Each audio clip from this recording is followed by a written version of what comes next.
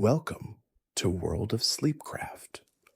Tonight we journey through one of the most tragic and transformative stories in all of Warcraft lore, the rise of the Horde. This is the tale of how an entire race of noble, shamanistic people were manipulated, corrupted, and transformed into weapons of genocide. It is a story of deception spanning millennia, of demons who hunt across the stars, and of the terrible price paid when hatred is allowed to take root. Settle in, get comfortable, and let this ancient tale unfold before you. Let yourself settle in now, finding that comfortable position where your body can truly rest. Take a slow, deep breath, and as you exhale, allow the tensions of the day to begin melting away. Tonight we travel not to Azeroth, but to a world that once existed in a distant corner of the great dark beyond. A world of endless grasslands and towering mountains, of primal jungles and frozen ridges. A world called Draenor. Long before the dark portal ever opened, long before the first orcs set foot upon Azeroth, Draenor existed as a place of rugged beauty and elemental harmony. It was a world where the spirits of fire, air, earth, and water did not war against one another as they did on so many other worlds, but instead strove for balance. The primordial furies of Draenor were patient and wise, willing to share their knowledge with those who approached them with respect and humility. The orcs emerged from the subterranean caves of Gorgrond countless generations before our story truly begins. Their origins were humble, a race of hunters and gatherers struggling to survive in a world of predators and elemental fury. The great Gron, massive beings of stone and earth, dominated the landscape in those early days. The ogres, too, posed a constant threat, their empire at Highmaul demanding tribute and slaves from the nascent orcish clans. But the orcs were survivors.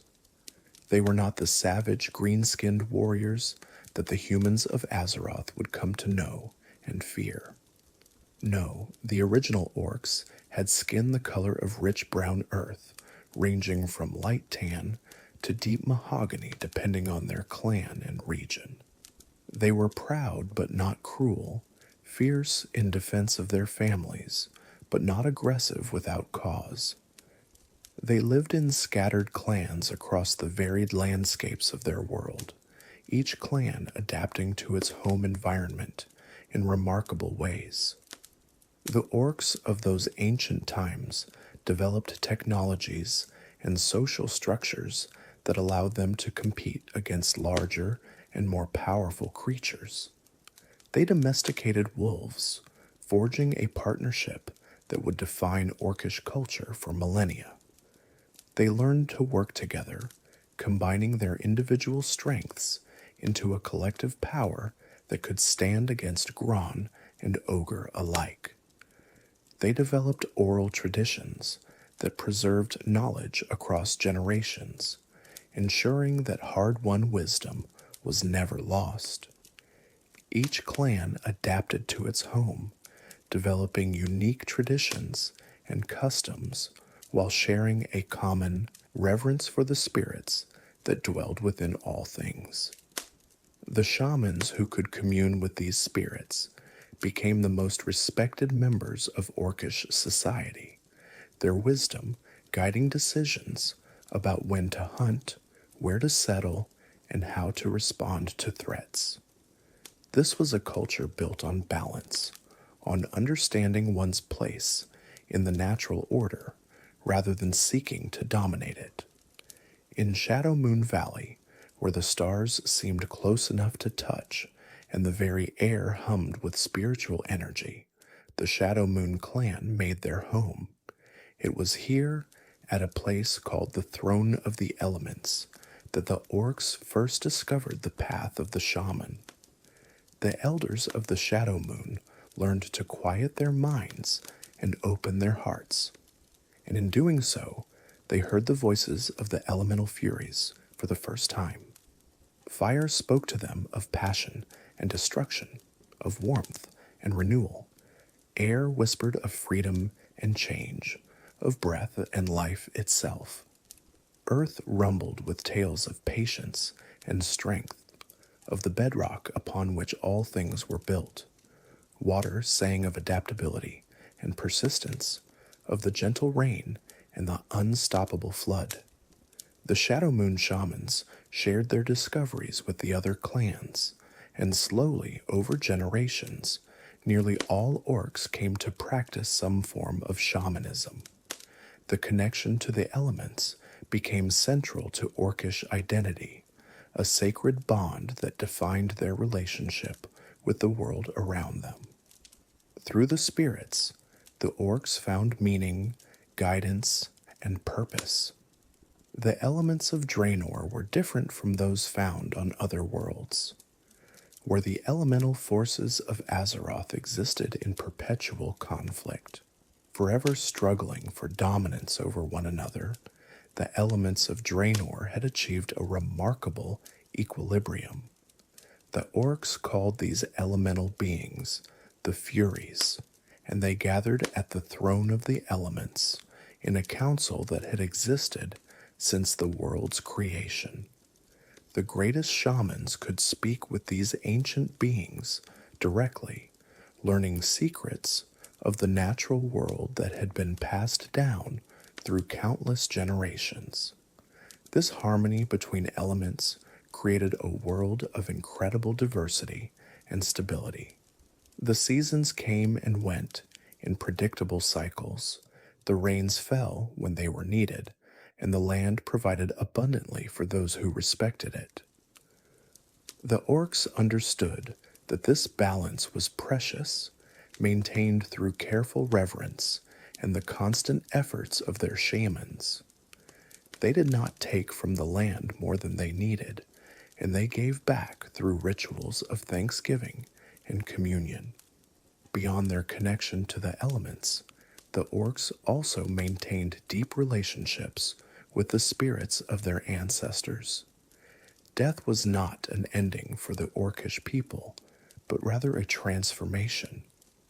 When an orc passed from the mortal world, their spirit journeyed to Oshugun, there to dwell among the countless generations who had come before. These ancestral spirits remained invested in the well-being of their descendants, offering guidance through visions and dreams, warning of dangers, and celebrating triumphs. The practice of ancestor worship permeated every aspect of orcish culture. But before major decisions, chieftains would seek the counsel of those who had held the position before them. Young warriors would ask for the blessing of fallen heroes before entering battle. Mothers would speak to their departed mothers for advice on raising children. This constant dialogue between the living and the dead created a sense of continuity, a feeling that each orc was part of something far larger than themselves, a chain of existence stretching back to the very beginning of their race. In the frozen north, where winds howled across glaciers and snowstorms could bury an unwary traveler in minutes, the Frostwolf clan carved out their existence. They were a hardy people who had adapted to the brutal conditions of Frostfire Ridge, forming bonds with the great wolves that hunted across the tundra. The Frostwolves valued strength of character over strength of arms, and they placed great importance on loyalty, honor, and the bonds of family. Their chieftain, Garad, was known throughout the clans as a wise and fair leader, a father figure not just to his own children, but to all his people. The vast grasslands of Nagrand were home to the Warsong clan, fierce warriors who lived as nomads, following the great herds of Clefthoof and Talbuk across the endless plains. They were known for their rhythmic battle chants that could be heard for miles, songs that struck fear into the hearts of their enemies and inspired their own warriors to legendary feats of valor. Their chieftain, Gromish Hellscream, had earned his name through his thunderous war cry, a sound that seemed to shake the very earth. His name, in the ancient orcish tongue, meant giant's heart, and he had proven worthy of that title 100 times over. In Gorgrond, where the primordial jungle grew so thick that sunlight rarely touched the ground, the Blackrock clan had risen to become the most numerous and powerful of all the clans. They were expert smiths and metalworkers, and their warriors were disciplined and organized in ways that other clans often found unsettling. Blackhand the Destroyer led them, a chieftain whose tactical genius was matched only by his brutal efficiency. The Blackrock believed in strength through unity, and they had forged their clan into a weapon unlike any other. Scattered across the rest of Draenor were dozens of other clans, each with their own traditions and territories. The Bleeding Hollow dwelt in the dense jungles of Tanaan, their chieftains practicing a ritual where they gave up an eye to receive visions of their own death. Kil'jaeden Deadeye led them, a grizzled veteran who knew exactly when and how he would meet his end, and who faced each day with the grim certainty of one who has already seen beyond the veil. The loss of an eye was not seen as a sacrifice by this Bleeding Hollow, but as a gift. To know the manner of your death was to be freed from its fear. Kil'jaeden walked through battlefields with serene confidence, knowing that no enemy before him was destined to be his killer. The Shattered Hand had formed from escaped gladiator slaves who had severed their own hands to break free from ogre chains, and they now dwelt in the spires of Arak, led by the fearsome Kargath Bladefist. Their origin was a tale of desperation and defiance. The ogres of High Maul had captured orcs and forced them to fight in their gladiatorial arenas, chaining them with bonds that seemed unbreakable. Kargath, then a young and unknown warrior, discovered that the only way to escape was to cut off the hand that was chained. He did so without hesitation, and when other captives saw his freedom, they followed his example, because the orcs who emerged from that arena were forever changed, their mutilation transformed into a symbol of liberation. They fashioned weapons to replace their missing hands, blades, and spikes that became extensions of their bodies. The Laughing Skull were considered mad even by other orcs, wearing distinctive skull-like masks and taking trophies from those they slew.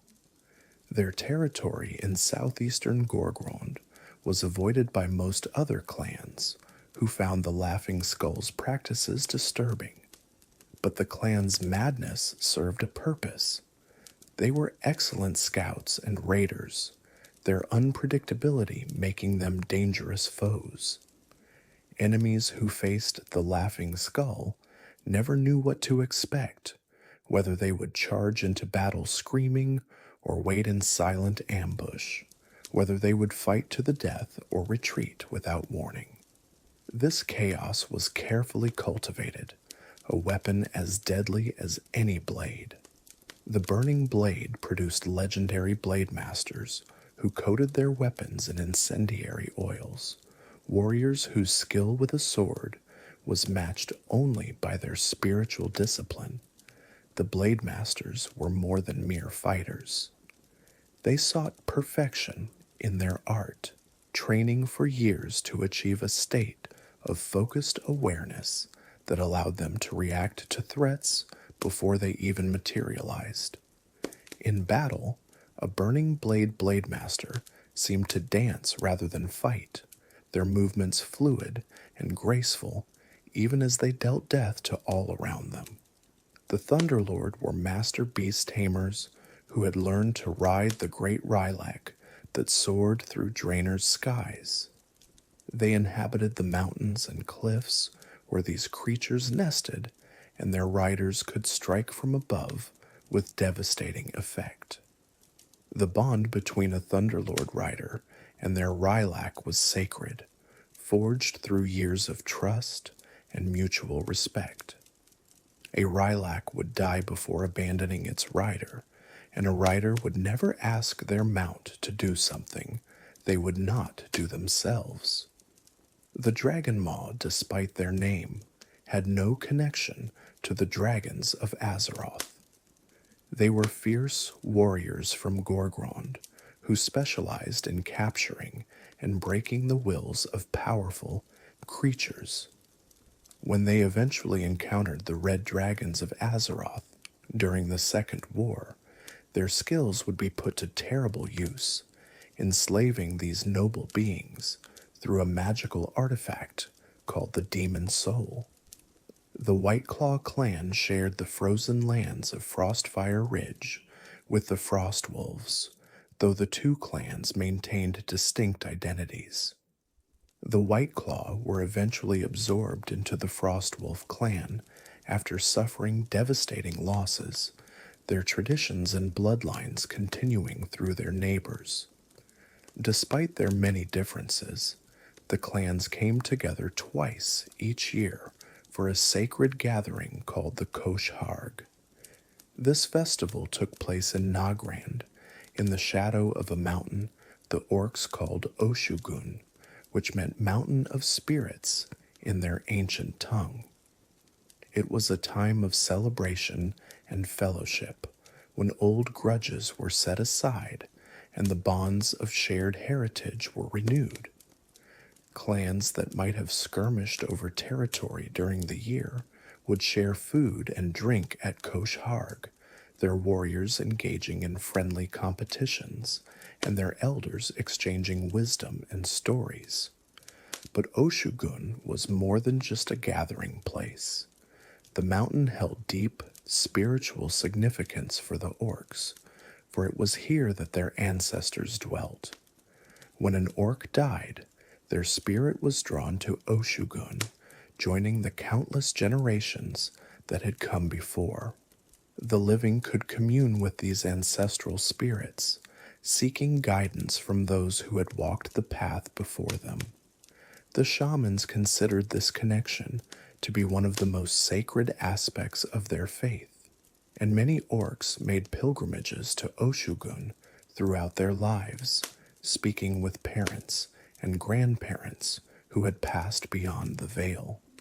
What the orcs did not know, what they could not have known, was that Oshugun was not truly a mountain at all. Hidden beneath its surface lay the crashed remains of a great vessel called the Genedar, a ship that had traveled between the stars themselves. And dwelling within that ship, trapped and slowly dying, was a being of pure light called Kure. The ancestral spirits that the orcs revered had been drawn to the Naru's fading energies, and in a strange symbiosis, they had made the mountain their home. Kure had befriended these spirits over the centuries, and though the Naru grew weaker with each passing year, the connection between the orcs and their ancestors remained strong. The Naru Kure was a being of immense compassion, even in its weakened state. It watched over the orcish spirits that had gathered within Oshugun, providing them with a sanctuary where they could exist in peace.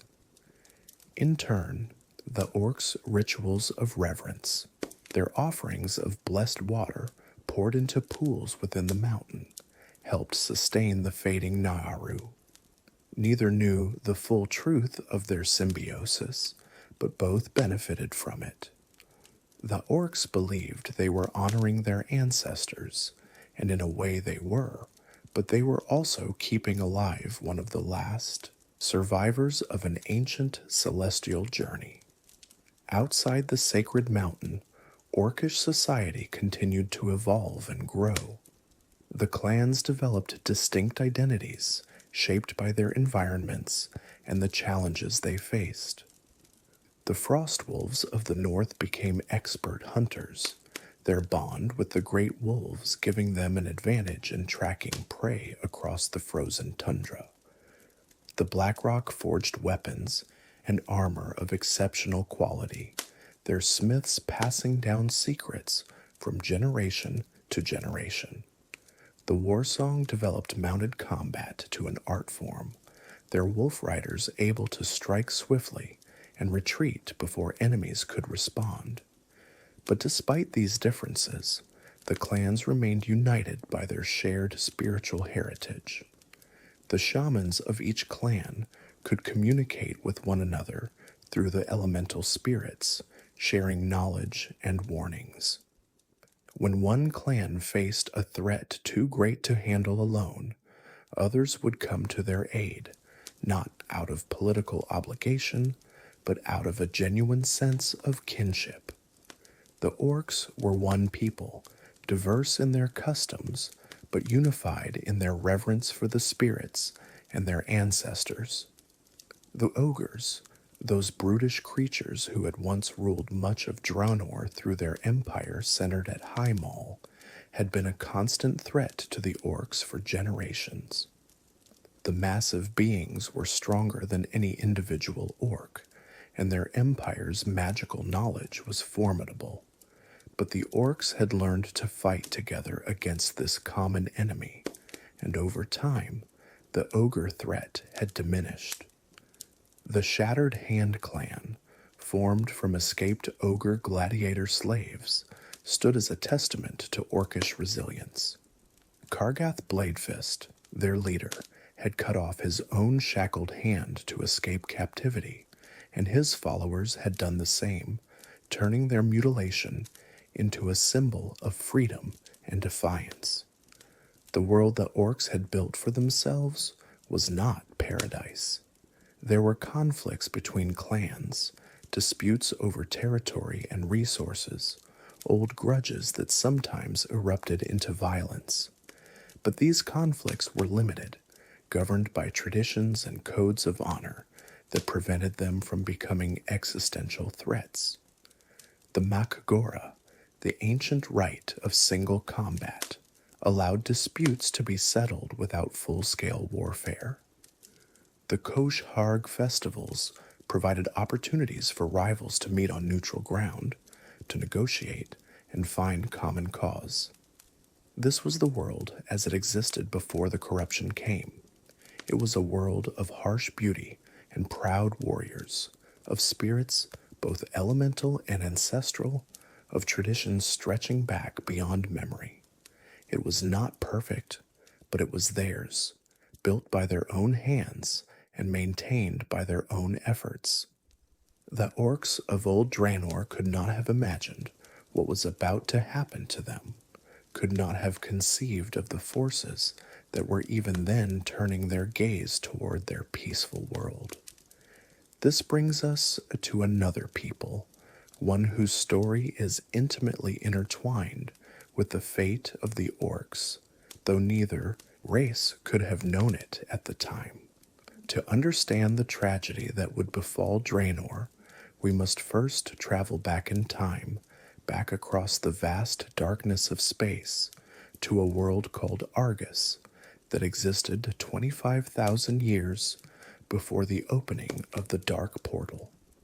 Argus was home to the eredar, a race of incredibly powerful beings who had mastered magic in ways that few other civilizations could match. Their cities gleamed with arcane energy, their scholars unlocked secrets of the cosmos, and their leaders were revered as the greatest minds in existence. 3 eredar stood above all others, guiding their people toward what they believed would be an eternal golden age. Their names were Argus, Kil'jaeden, and Velen. Argus was a being of tremendous ambition and overwhelming power. He dreamed of conquering worlds, of spreading the glory of the eredar across the stars. His magical abilities were legendary, his presence commanding respect and fear in equal measure. When Archimonde spoke, the universe itself seemed to listen. He had risen to prominence through a combination of raw power and political acumen, outmaneuvering rivals and demonstrating his superiority at every turn. Kil'jaeden was perhaps the most brilliant of the three, a master manipulator whose cunning knew no bounds. He could see into the hearts of others, understanding their fears and desires, and he used this knowledge to achieve his ends with elegant efficiency. Where Archimonde used force, Kil'jaeden used subtlety. He preferred to let others do his work for him, arranging circumstances so that his goals were achieved without his direct involvement. He was patient in ways that Archimonde never could be, willing to wait centuries for a plan to come to fruition. And Velen was a prophet, blessed with visions of possible futures that guided his people away from danger and toward prosperity. His gift was both blessing and curse, for he saw not just the bright possibilities, but the dark ones as well. He knew that for every path that led to greatness, there were countless others that led to ruin. Velen used this knowledge to counsel his people, to help them navigate the complexities of existence, to find the choices that would lead to the best outcomes. These three had led the eredar for thousands of years, their combined wisdom creating an age of unprecedented advancement. Archimonde provided the drive for expansion and achievement. Kil'jaeden ensured that resources were allocated efficiently and that potential threats were neutralized before they could materialize. Velen guided their people away from catastrophe and toward opportunity. Together, they had built a civilization that stood as one of the greatest in the cosmos. The eredar cities of Argus were marvels of magical engineering. Spires of pure arcane energy rose into the sky, their shapes defying conventional physics. Gardens floated in midair, their plants drawing sustenance from ambient magical fields rather than soil. The eredar themselves had transcended many of the limitations that bound lesser races. They lived for thousands of years, their bodies sustained by the magic that suffused their world. Disease and poverty were distant memories, problems that had been solved so long ago that most eredar had forgotten they had ever existed. But this paradise was built on foundations that the eredar did not fully understand. The magic that powered their civilization was not infinite, was not stable in the way they believed. And there were powers in the universe that viewed the eredar not as equals or even as curiosities, but as resources to be exploited. But their paradise would not last. A darkness approached Argus, a shadow that fell across the stars themselves. Sargeras, once the greatest champion of the Titans who had shaped the universe, had fallen into madness. He had witnessed the infinite hunger of the Void Lords and the terrible corruption they sought to spread, and in his despair, he had concluded that existence itself was the problem. Better to burn everything away, he reasoned, than to allow it to be corrupted by the void. And so, he had begun assembling the Burning Legion, an army of demons dedicated to the destruction of all life. Sargeras looked upon the eredar and saw their potential. Here was a race that could provide generals for his legion, commanders whose magical prowess and tactical brilliance would make them invaluable in his crusade. He reached out to the three leaders of Argus, appearing to them in visions and offering them power beyond their wildest imaginings. All he asked in return was their loyalty. Archimonde accepted eagerly, his ambitions finding perfect alignment with Sargeras's offer of conquest and glory. Kil'jaeden too saw the wisdom in allying with such overwhelming power. But Velen hesitated. The prophet used his gift of sight to peer into the future that Sargeras offered, and what he saw filled him with horror. He witnessed the eredar transformed into twisted demons, their souls enslaved to the Dark Titan's will. He saw world after world burning, entire civilizations wiped from existence. He understood that Sargeras's offer was not one of partnership, but of damnation. Velen tried to warn his brothers, but Archimonde and Kil'jaeden would not listen. They had already given their answer to Sargeras, and they saw Velen's caution as nothing more than cowardice. To them, the future that Sargeras promised was glorious beyond measure. They would become immortal, more powerful than any being in existence, save the Dark Titan himself.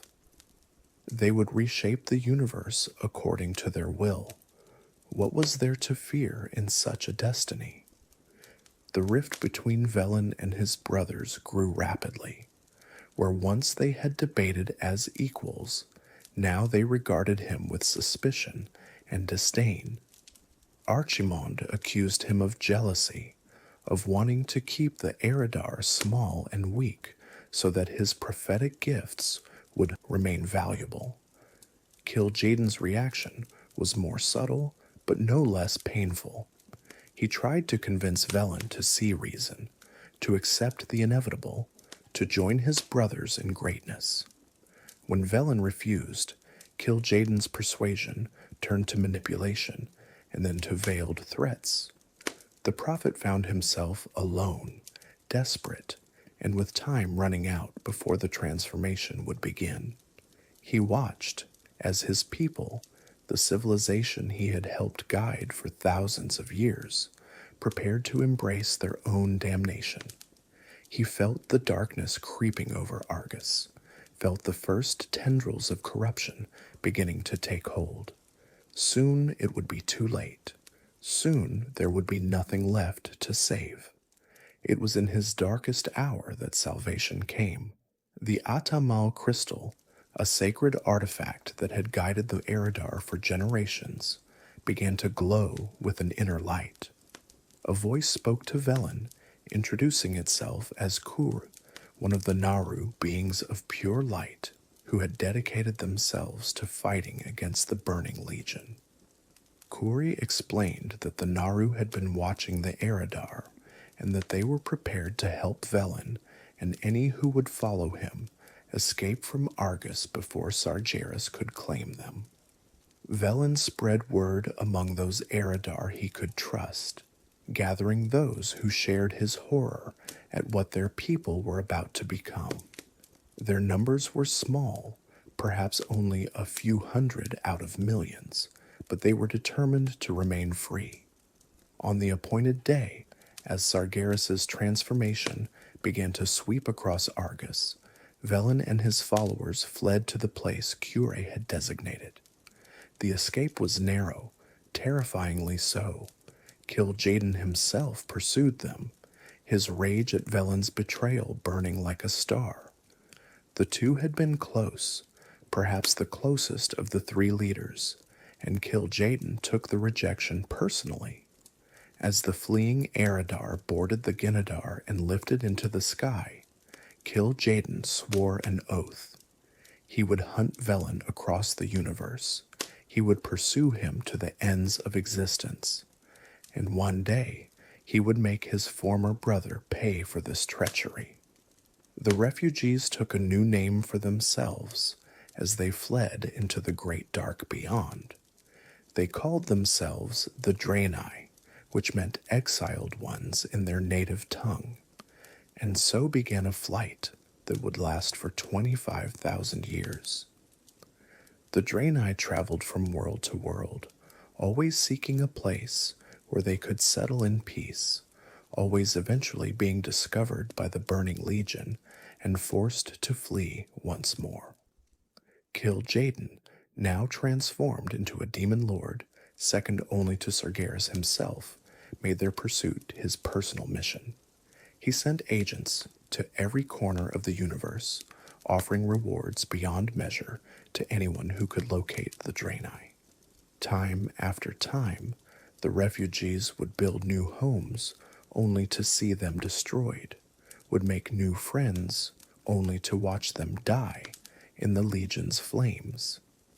But the Naaru stayed with them, teaching them the ways of the light and preparing them for a destiny that Kyure and the other beings of light claimed awaited them.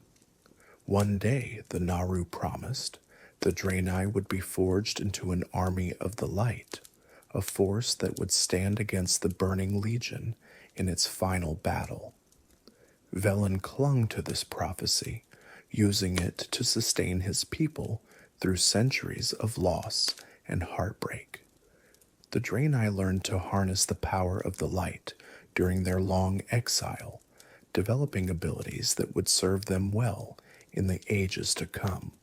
Their priests could call upon the light to heal wounds and protect the innocent.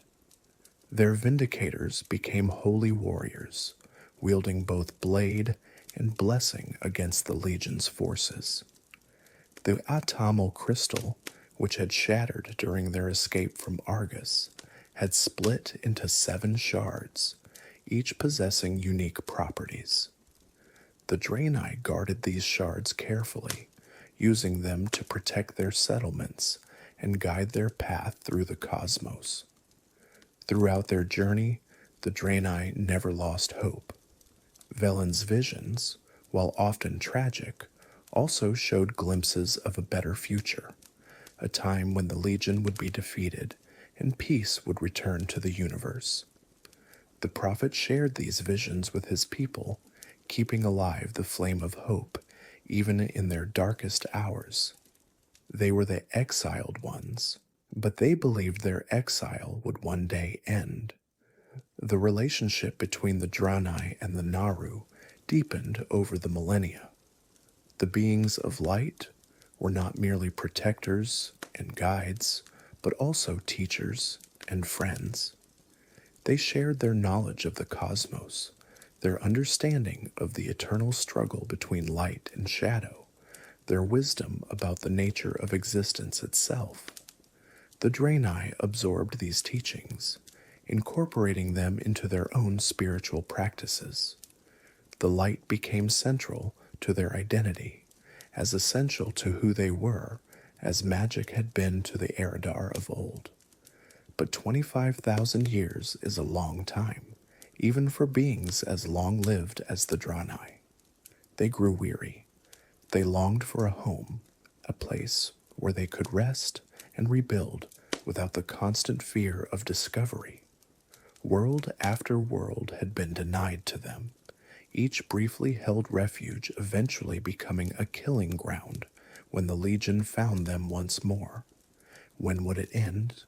When could they finally stop running? More than 200 years before the opening of the Dark Portal, the Genedar arrived at a remote world that seemed perfect for settlement. It was distant from the great civilizations of the cosmos, unlikely to draw the attention of the Legion. It was beautiful and fertile, with resources enough to support the weary draenei. And it was already home to other beings, primitive compared to the eredar, but clearly intelligent and possessed of their own rich culture. As the Genedar descended toward the surface, something went wrong. The Narudore and Kure, weakened from 25,000 years of flight, could not control the landing properly. The great vessel crashed, tearing a gash across the landscape and coming to rest in a region of rolling grasslands. Dor was killed in the impact, and Kyur was left trapped within the wreckage, too weak to free itself, too proud to call out for help. The surviving draenei looked out upon their new home and named it Draenor, which meant exile's refuge in their language. They set about building a new civilization, constructing cities that blended their advanced magic with the natural beauty of the world around them. Shatrath, the dwelling of light, became their capital, a gleaming metropolis where the Naru Adal took up residence. The city was designed to be a beacon of hope, its white spires reaching toward the sky, its streets wide and welcoming. Draenei from all across Draenor would make pilgrimages to Shatrath, seeking the wisdom of the Naru and the guidance of their leaders. The city became a center of learning and culture, where the knowledge that the draenei had gathered over 25,000 years of flight was preserved and shared. The Temple of Karabor was built in Shadow Moon Valley as a center of spiritual worship. While Shatrath served political and social functions, Karabor was where the draenei came to connect with the light, to renew their faith, to find peace in the eternal struggle against the darkness. The temple was built on ground that the draenei believed held special significance, a place where the boundary between the physical and spiritual worlds seemed thin. Priests conducted rituals there that had been practiced since before the flight from Argus, maintaining traditions that connected them to their ancestors and their faith. Telmor was established in the forests of Terakar, protected by powerful illusions that hid it from hostile eyes. The city used one of the 7 Atamal crystal shards, called Leaf Shadow, to project a glamour over its location. To any outsider, Telmor appeared to be nothing but forest, indistinguishable from the wilderness around it. Only those who knew the secret words could see through the illusion and enter the city.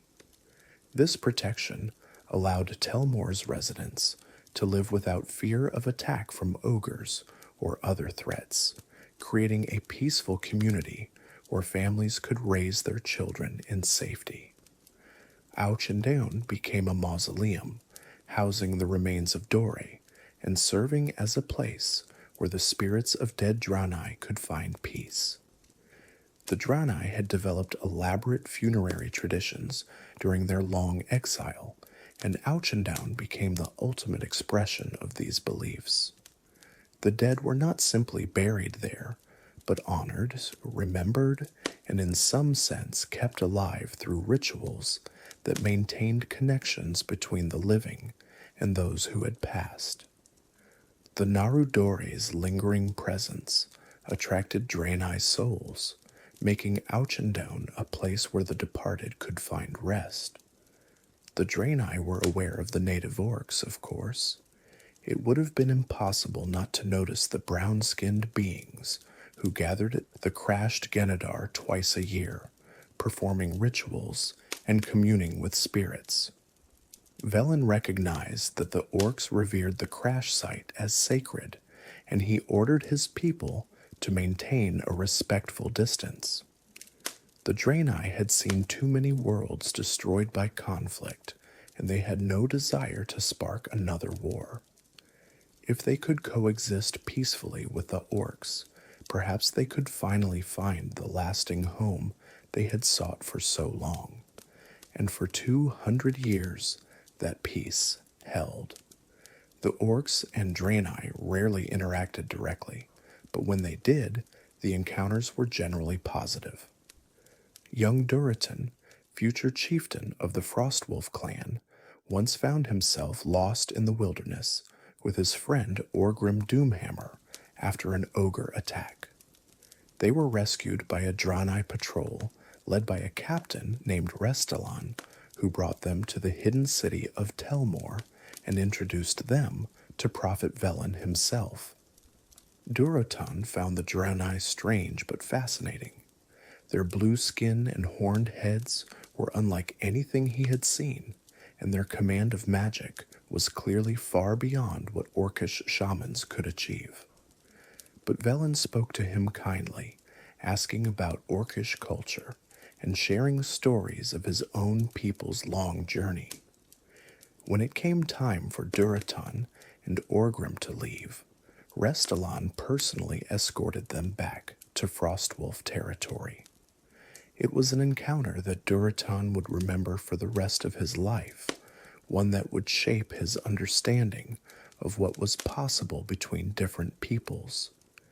The meeting between Durotan and Velen was brief but profound.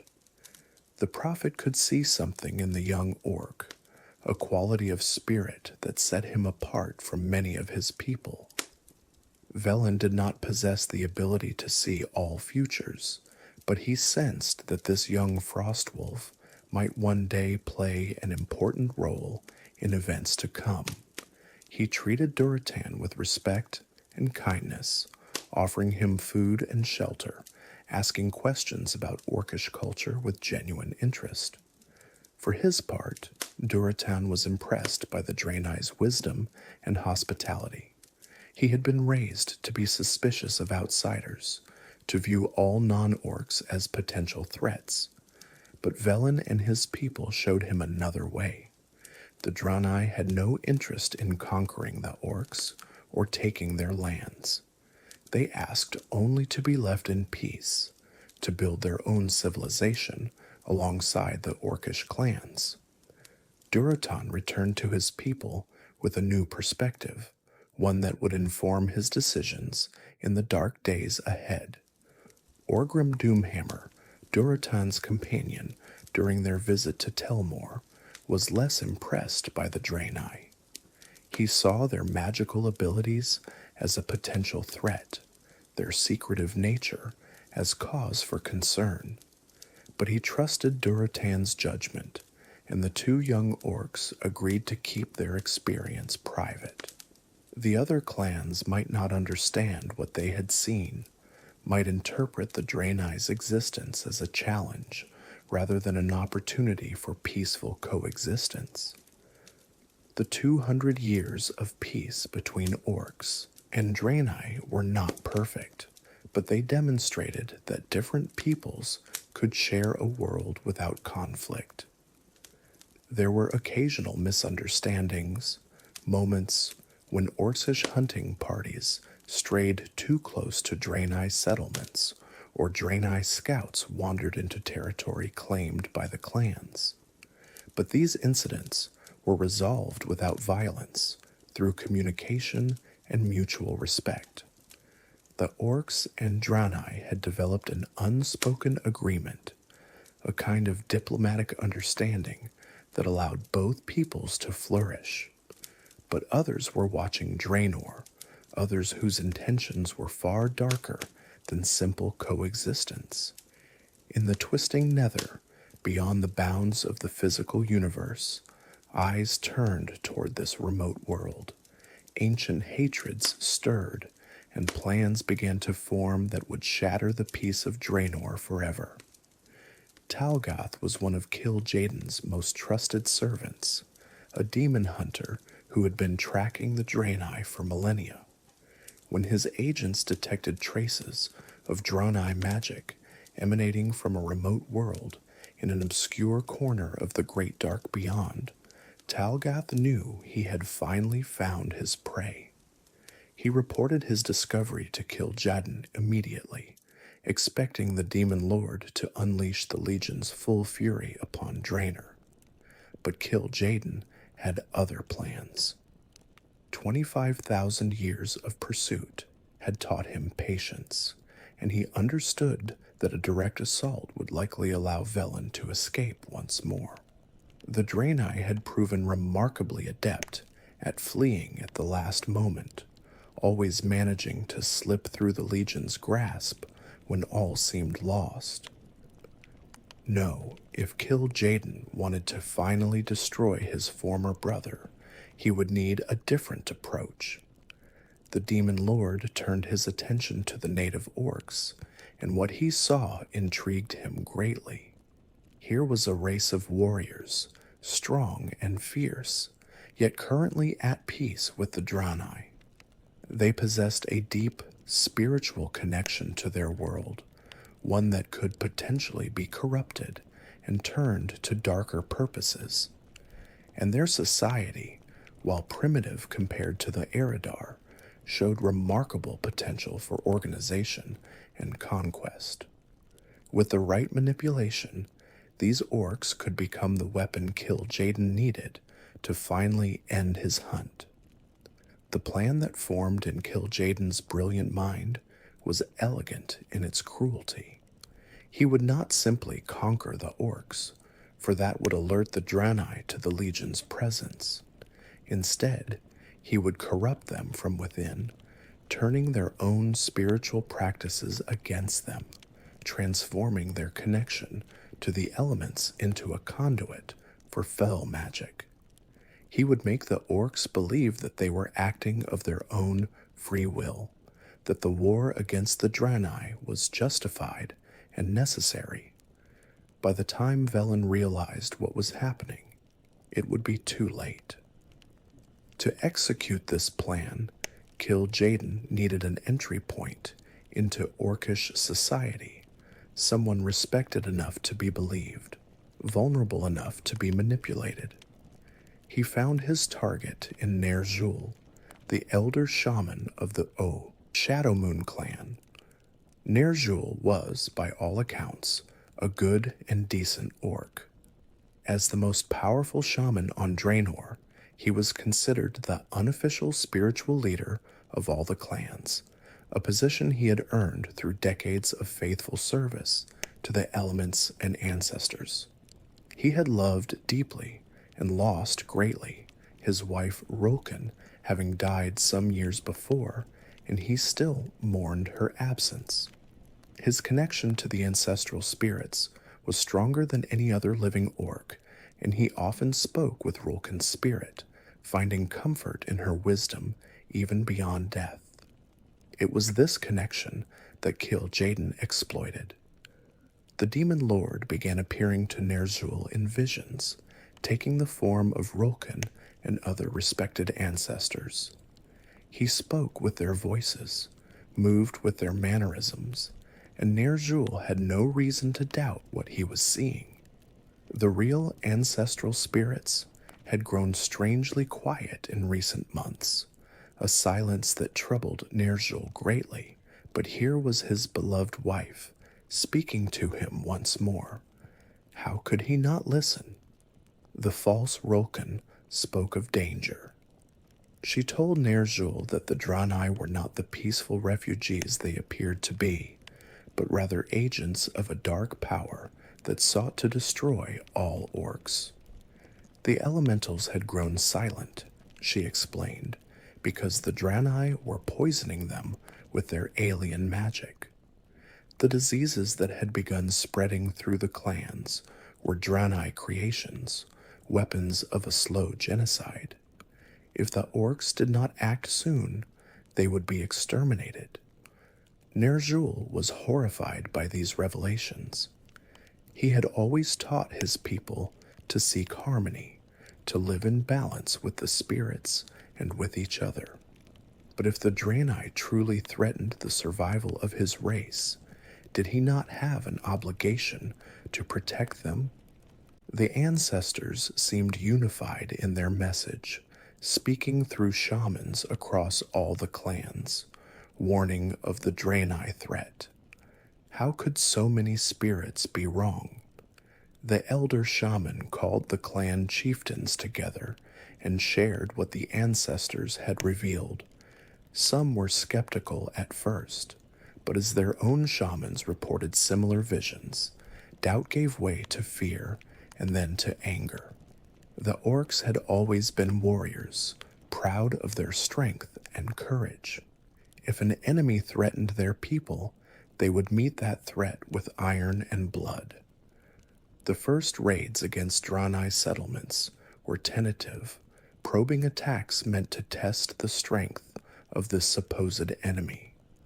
Small groups of orcish warriors would strike at isolated outposts, killing any draenei they encountered and burning what they could not carry away. These attacks were characterized by a ferocity that surprised even the orcs themselves, a bloodthirstiness that seemed to come from somewhere deep within them.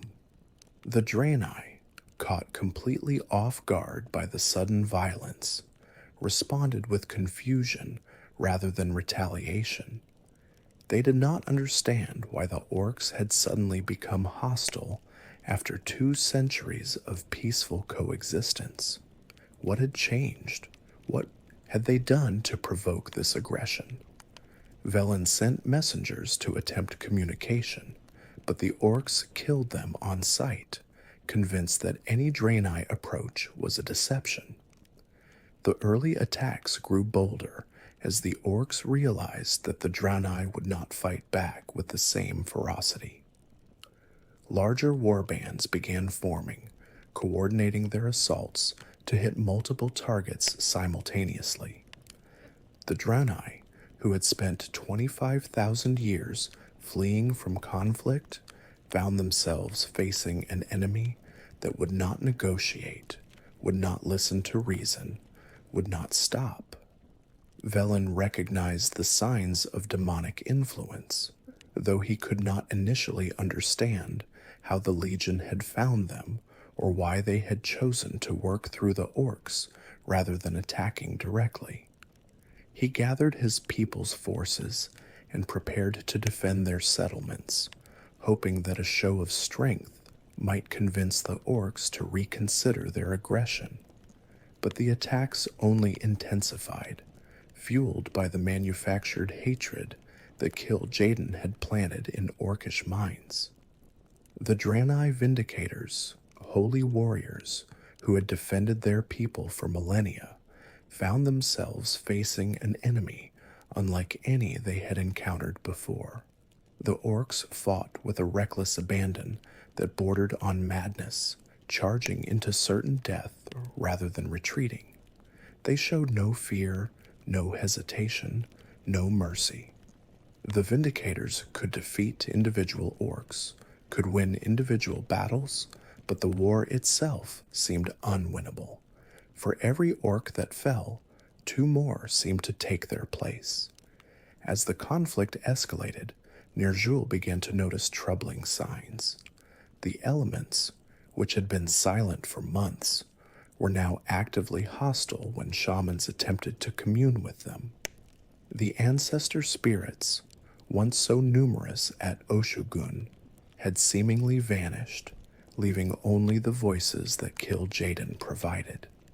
And there was something wrong with the war itself, a darkness creeping into the hearts of his people that went beyond righteous defense. Desperate for answers, Ner'zhul made a secret pilgrimage to Oshu'gun. If any of the true ancestors remained, surely they would be here, at the most sacred site in all of orcish spirituality. He entered the mountain's caves and called out to the spirits, begging them to show themselves. And they did. Rulkan appeared before him, but not the Rulkan who had been visiting him in visions.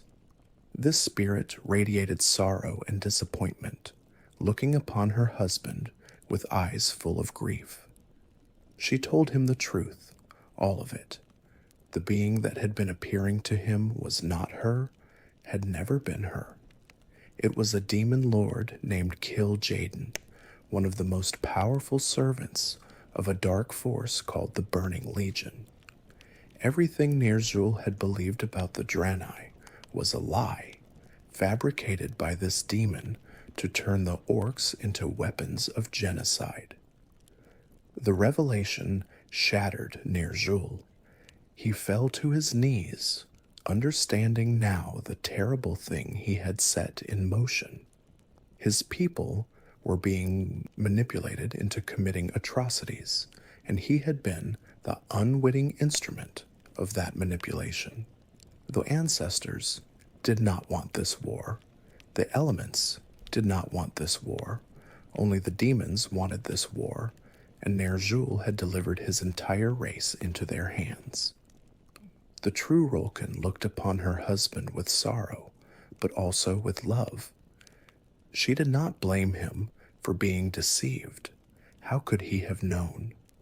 The demon lord's disguise had been perfect, his manipulation flawless. But she warned Ner'zhul that simply knowing the truth would not be enough. The war had taken on a momentum of its own, driven now by hatred and bloodlust that would not simply evaporate because one orc had discovered the deception. Ner'zhul asked what he should do, how he could undo the damage he had caused, but Rulkan had no easy answers. The path forward was shrouded in darkness, the consequences of any action uncertain. All she could tell him was that he must try, that he must find some way to pull his people back from the abyss. The alternative was damnation, not just for the orcs, but for the draenei as well, and for countless others who would suffer under the Horde's corruption. The elder shaman left Oshu'gun with his mind in turmoil. He wanted to reveal the truth to his people, to expose Kil'jaeden's deception and end the war before it destroyed everything. But he also understood the danger of such a course. The orcs had already tasted blood, had already embraced the hatred that the demon lord had planted in their hearts. Would they even believe him if he told them the truth? Or would they turn on him, declare him a traitor, and continue the war without his guidance? But the elder shaman was not alone in that sacred place. Watching from the shadows, having followed his master out of ambition and suspicion, was Gul'dan. Gul'dan was everything that Ner'zhul was not. Where the elder shaman sought harmony and balance, Gul'dan craved only power. Where Ner'zhul genuinely loved his people and wanted what was best for them, Gul'dan saw them as tools to be used and discarded. He had become Ner'zhul's apprentice, not out of any spiritual calling, but because shamanism was the path to influence in orcish society. And when he witnessed Ner'zhul's crisis of faith at Oshu'gun, he saw an opportunity too perfect to ignore. Gul'dan went directly to Kil'jaeden, offering himself as a replacement for the broken Ner'zhul. Unlike the elder shaman, Gul'dan had no illusions about what he was agreeing to. He understood that Kil'jaeden was a demon, that the Burning Legion sought the destruction of all life, that the war against the draenei was a manufactured genocide, and he did not care. Power was all that mattered to Gul'dan, and Kil'jaeden offered power beyond anything shamanism could provide. The demon lord accepted Gul'dan's offer eagerly. Here at last was an orc who could be trusted, not because of loyalty or belief, but because of naked self-interest. Kil'jaeden taught Gul'dan the secrets of fell magic, showing him how to draw power from the twisting nether itself. The energy was intoxicating, far more potent than anything the elements had ever provided. Gul'dan drank deeply of this dark knowledge, feeling his strength grow with each lesson. Fell magic operated on principles entirely different from shamanism. Where shamans asked the elements for aid and received it through partnership, warlocks demanded power and took it regardless of the cost. The energy of the twisting nether was chaotic and destructive, fundamentally opposed to the natural order of things. Using it twisted both the caster and the world around them.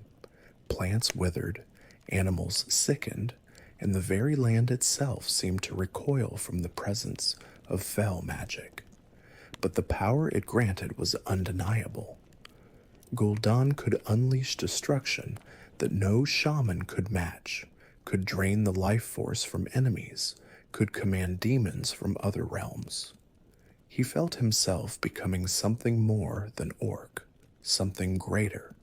The limitations that had bound him all his life were falling away.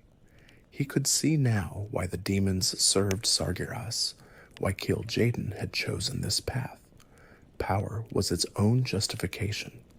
The transformation of Gul'dan was not merely spiritual. As he practiced fell magic, his body began to change. His skin took on a sickly green hue, even before the blood curse that would affect all orcs. His eyes glowed with an unnatural fire. His voice deepened, taking on a resonance that seemed to echo from somewhere beyond the physical world. Those who had known him before barely recognized the creature he was becoming. With Kil'jaeden's blessing, Gul'dan moved to consolidate his power. Ner'zhul, broken and guilt-ridden, was easy to marginalize. The elder shaman was allowed to maintain a ceremonial role, appearing before the clans as a symbol of spiritual authority, but all real power now flowed through Gul'dan. Any who questioned this arrangement found themselves targeted by mysterious accidents or disappearances. Gul'dan founded the Shadow Council, a secret organization of warlocks who had abandoned shamanism in favor of full magic.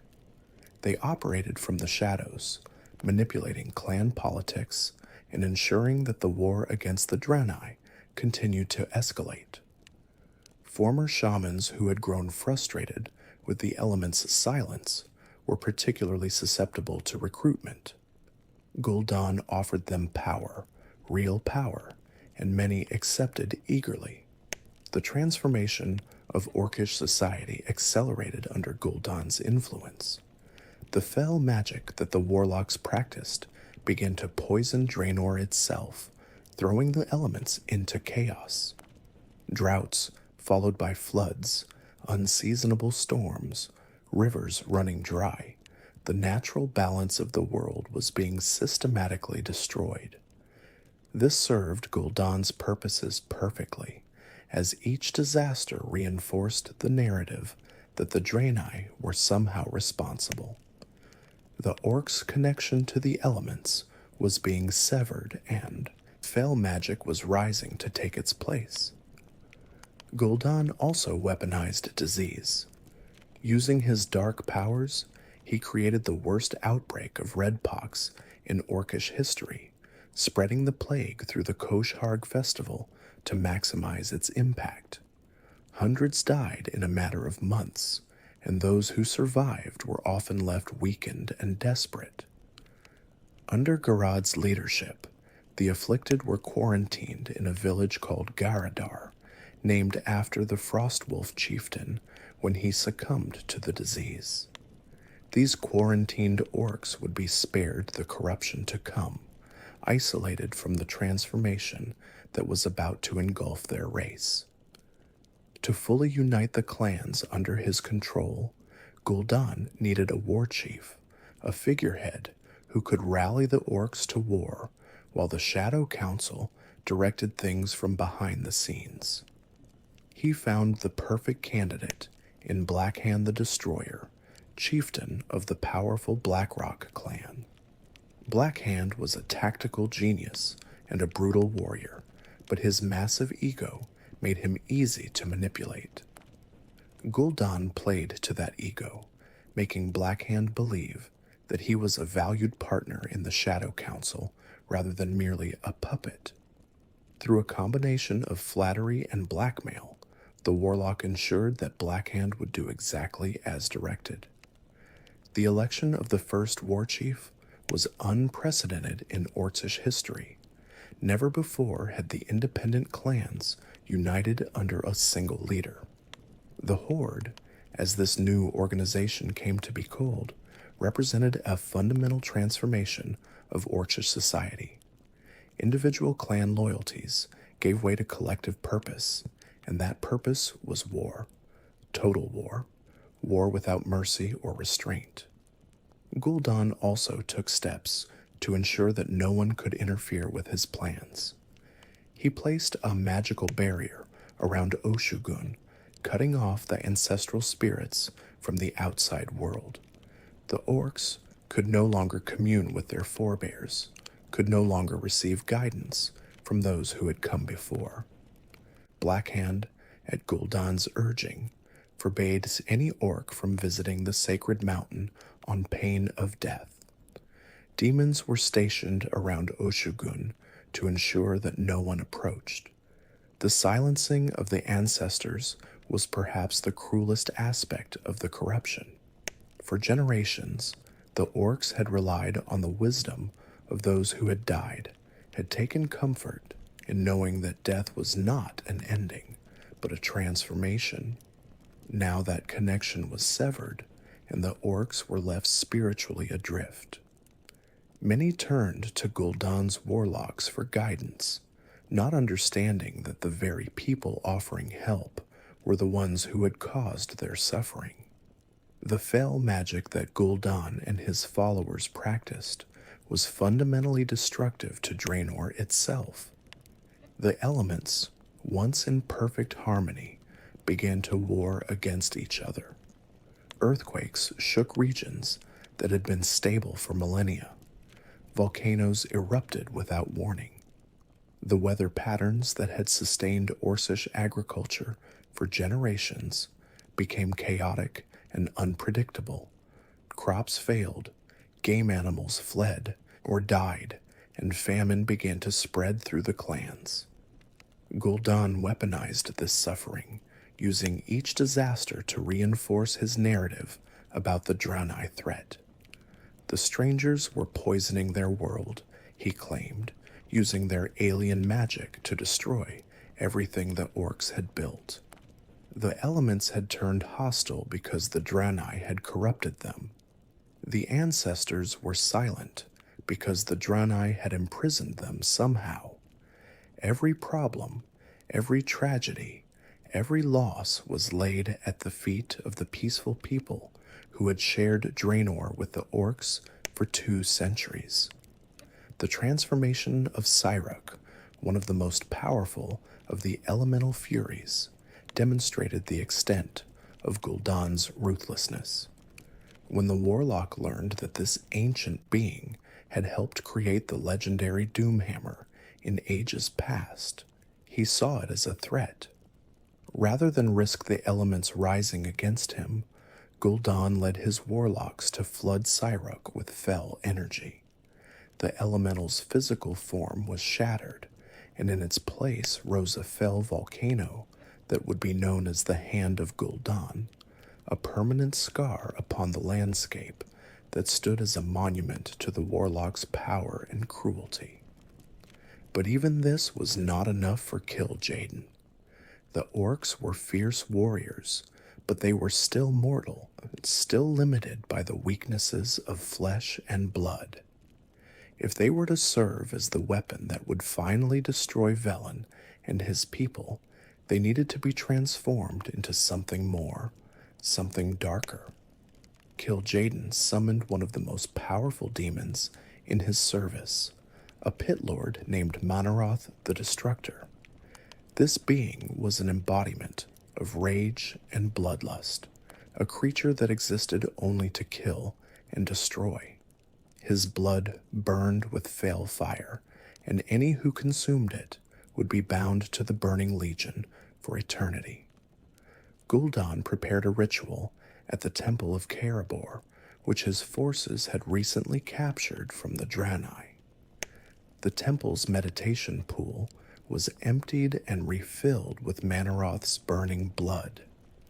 The assembled chieftains were told that drinking this blood would grant them power beyond imagination, strength enough to finally crush the draenei once and for all.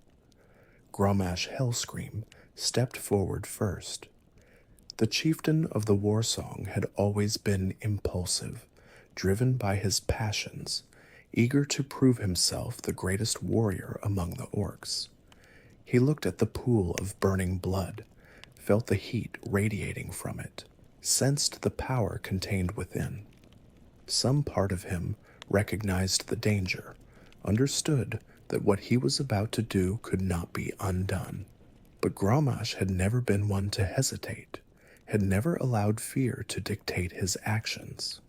He lifted a cup of the demon blood to his lips and drank deeply.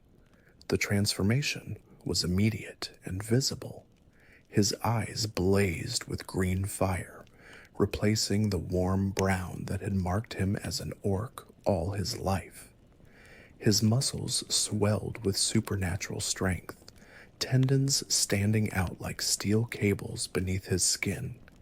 His teeth seemed to sharpen, his jaw to grow more pronounced, and a terrible bloodlust seized his mind, a need to fight, to kill, to destroy that drowned out all other thoughts. Hellscream threw back his head and screamed, a sound that shook the very stones of the temple, and in that moment he was lost. The scream was not one of pain, but of terrible joy. He felt power flowing through him like nothing he had ever experienced. He felt invincible, immortal, capable of defeating any enemy who dared to stand against him.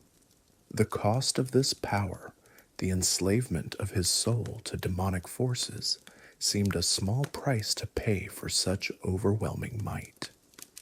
Gul'dan smiled as he watched the transformation. This was exactly what he had hoped for. Grommash was one of the most respected chieftains, a symbol of orcish strength and valor. If he drank the blood, others would follow. And they did. One by one, the other chieftains followed. Kil'jaeden Deadeye, Kargath Bladefist, and dozens of others drank from the pool, each one falling under the blood curse. The orcs who witnessed the ritual were swept up in the frenzy, rushing forward to claim their own share of the demon blood. Within hours, the vast majority of the orcish race had damned themselves, but not all. Durotan of the Frostwolf clan had grown increasingly suspicious of Gul'dan and the direction the Horde was taking.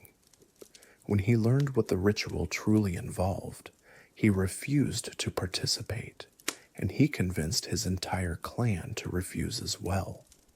Orgrim Doomhammer, Blackhand's second in command, also avoided the blood, claiming that he was unworthy to drink from the same vessel as the war chief and chieftains. Blackhand believed this false modesty, though Gul'dan was not fooled. The quarantined orcs at Eredar were also spared, too sick and isolated to participate in the ritual. The effects of the blood curse went beyond mere physical transformation. The orcs' connection to the elements and ancestors was completely severed, replaced by an unquenchable thirst for violence. The bloodlust made them nearly unstoppable in battle, granting them supernatural strength and endurance, but it also stripped away much of what had made them who they were. Honor, tradition, the bonds of family and clan, all of these became secondary to the need to kill. And the curse was not limited to those who had actually drunk the blood. Fell corruption spread through orcish society like a plague, touching even those who had abstained from the ritual. The orcs' brown skin began to turn green, a visible mark of the demonic taint that had infected their entire race.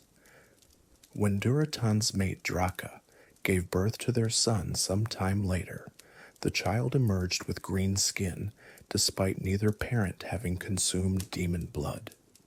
The corruption had become hereditary, a curse that would pass to all future generations. The transformation went beyond mere skin color. The orcs' eyes now glowed with fell fire, a sign of the demonic energy coursing through their veins. Their voices became harsher, their movements more aggressive. Even in moments of rest, a restless energy thrummed through their bodies, the bloodlust demanding outlet. Sleep became difficult for many, haunted by visions of violence and destruction. The orcs were no longer entirely themselves, their minds clouded by the curse, their souls stained by demonic corruption. Some orcs embraced this transformation, reveling in the power it granted them. They became the most fervent warriors of the Horde, seeking out battle at every opportunity, taking pleasure in slaughter that would have horrified their ancestors. Others fought against the curse, trying to maintain some semblance of their former selves. These orcs often found themselves marginalized, viewed with suspicion by their more enthusiastic kin. The difference between those who had drunk the blood and those who had merely been affected by proximity was subtle but real. The blood drinkers were more thoroughly corrupted, their connection to the demons more direct. They served as the shock troops of the Horde, the first to charge into battle and the last to retreat. Those who had not drunk maintained slightly more control over their actions, though the bloodlust still influenced them. This would prove important in the years to come, when the curse began to weaken and some orcs found themselves able to resist its call. But in the immediate aftermath of the ritual at the throne of Kil'jaeden, such distinctions mattered little. The Horde was united in its purpose, and that purpose was the complete annihilation of the Draenei race. With the blood curse binding the orcs to the Burning Legion, the war against the Draenei entered its most brutal phase. This was no longer a conflict fought for territory or resources. This was genocide, plain and simple, the systematic extermination of an entire race. The city of Telmor fell first among the major Draenei settlements. Protected by powerful illusions that hid it from hostile eyes, Telmor had seemed impregnable. But Durotan, who had visited the city as a youth, remembered the location of the Atamal crystal shard that powered these illusions. Under orders from Blackhand, he led a Horde force to Telmor and dispelled the protective magic, leaving the city vulnerable to attack. What followed was a massacre. The Draenei defenders fought bravely, but they were overwhelmed by the blood-mad orcs. Men, women, and children fell before the Horde's advance. The orcs showed no discrimination, killing anyone with blue skin regardless of age or status. The streets of Telmor, once peaceful and beautiful, became rivers of blood. Restalan, the captain who had once shown kindness to a lost young orc, faced Durotan in single combat. The Draenei recognized the Frostwolf chieftain, remembered the curious young orc he had welcomed to his city years before. For a moment, hope flickered in Restalan's eyes. Perhaps this one orc, who had seen the truth of Draenei hospitality, might listen to reason. But Durotan was trapped by circumstances beyond his control. He had been ordered to lead this attack by Blackhand himself. Refusing would mean death for not just himself, but for Draca and all the Frostwolves. And the bloodlust that touched all orcs, even those who had not drunk Manaroth's blood, clouded his judgment. Despite their history, despite the debt that Durotan owed him, there could be only one outcome. The fight between them was brief but fierce. Restalan was a skilled warrior, but Durotan was younger, faster, and driven by the unnatural aggression that the fell corruption had seeded in all orcs. With the help of his wolf companion Nightstalker, Durotan struck down Restalan, killing the Draenei who had once saved his life. As the captain fell, he looked up at Durotan with eyes that held no hatred, only sadness. That look would haunt Durotan for the rest of his days, a reminder of the orc he could have been, the path he could have walked. The Temple of Karabor fell next, attacked not just by orcish warriors, but by the Dark Star itself. This was Kara, a Naru who had been injured during the Genedar's crash thousands of years before and had fallen into a state of void corruption. Gul'dan and his warlocks called upon this fallen being, channeling its terrible power against the temple's defenders. The void energy drove many draenei mad, while others simply disintegrated under its assault. Velen managed to evacuate some survivors, but the temple, once the spiritual heart of draenei civilization, was lost. In the aftermath of its capture, the Temple of Karabor became known as the Black Temple, headquarters of the Shadow Council and a monument to orcish triumph. But one more atrocity would forever stain this place. The draenei clerics, who had been captured during the battle, were marched out of the temple, supposedly to be taken to Hellfire Citadel as prisoners of war. Instead, Teron Gor, one of Gul'dan's most faithful servants, murdered each and every one of them in cold blood. It was a war crime that demonstrated just how far the orcs had fallen from their honorable traditions. Shattrath, now the draenei capital, was the last major bastion of resistance. The city's defenders knew they could not win, that the blood-crazed horde would eventually overwhelm them through sheer numbers and ferocity. Velen faced an impossible choice. If he stayed and fought, he would die, and with him would die any hope of the draenei surviving as a people. If he fled, he would be abandoning thousands of his people to certain death. In the end, survival won out over heroism. Velen gathered those who could be saved and prepared to escape through hidden passages, leaving enough defenders behind to make the horde believe that the draenei were making their final stand. The sacrifice of these defenders would buy time for the refugees to reach safety. It was a plan that would haunt Velen for the rest of his long life, the knowledge that he had knowingly condemned thousands of his people to die so that others might live. The fall of Shattrath was a bloodbath beyond anything Draenor had ever witnessed. The orcs, driven by Manoroth's blood and Gul'dan's manipulation, showed no mercy to any draenei they encountered. The city's streets ran blue with blood, and the screams of the dying echoed for hours. By the time the killing ended, the draenei civilization on Draenor had been effectively destroyed. A few refugees survived, hidden in remote corners of the world, but they were scattered and broken, a shadow of what they had once been. The Horde warlocks had developed a particularly cruel weapon for the siege, red pox bombs infused with fel energy. Draenei who survived exposure to this plague were transformed in horrible ways, their connection to the light severed, their bodies twisted into new forms. These survivors became known as the Broken, beings who retained their intelligence but had lost much of what made them draenei. Some would degenerate even further over time, becoming the mindless lost ones who would wander the ruins of their civilization for generations to come.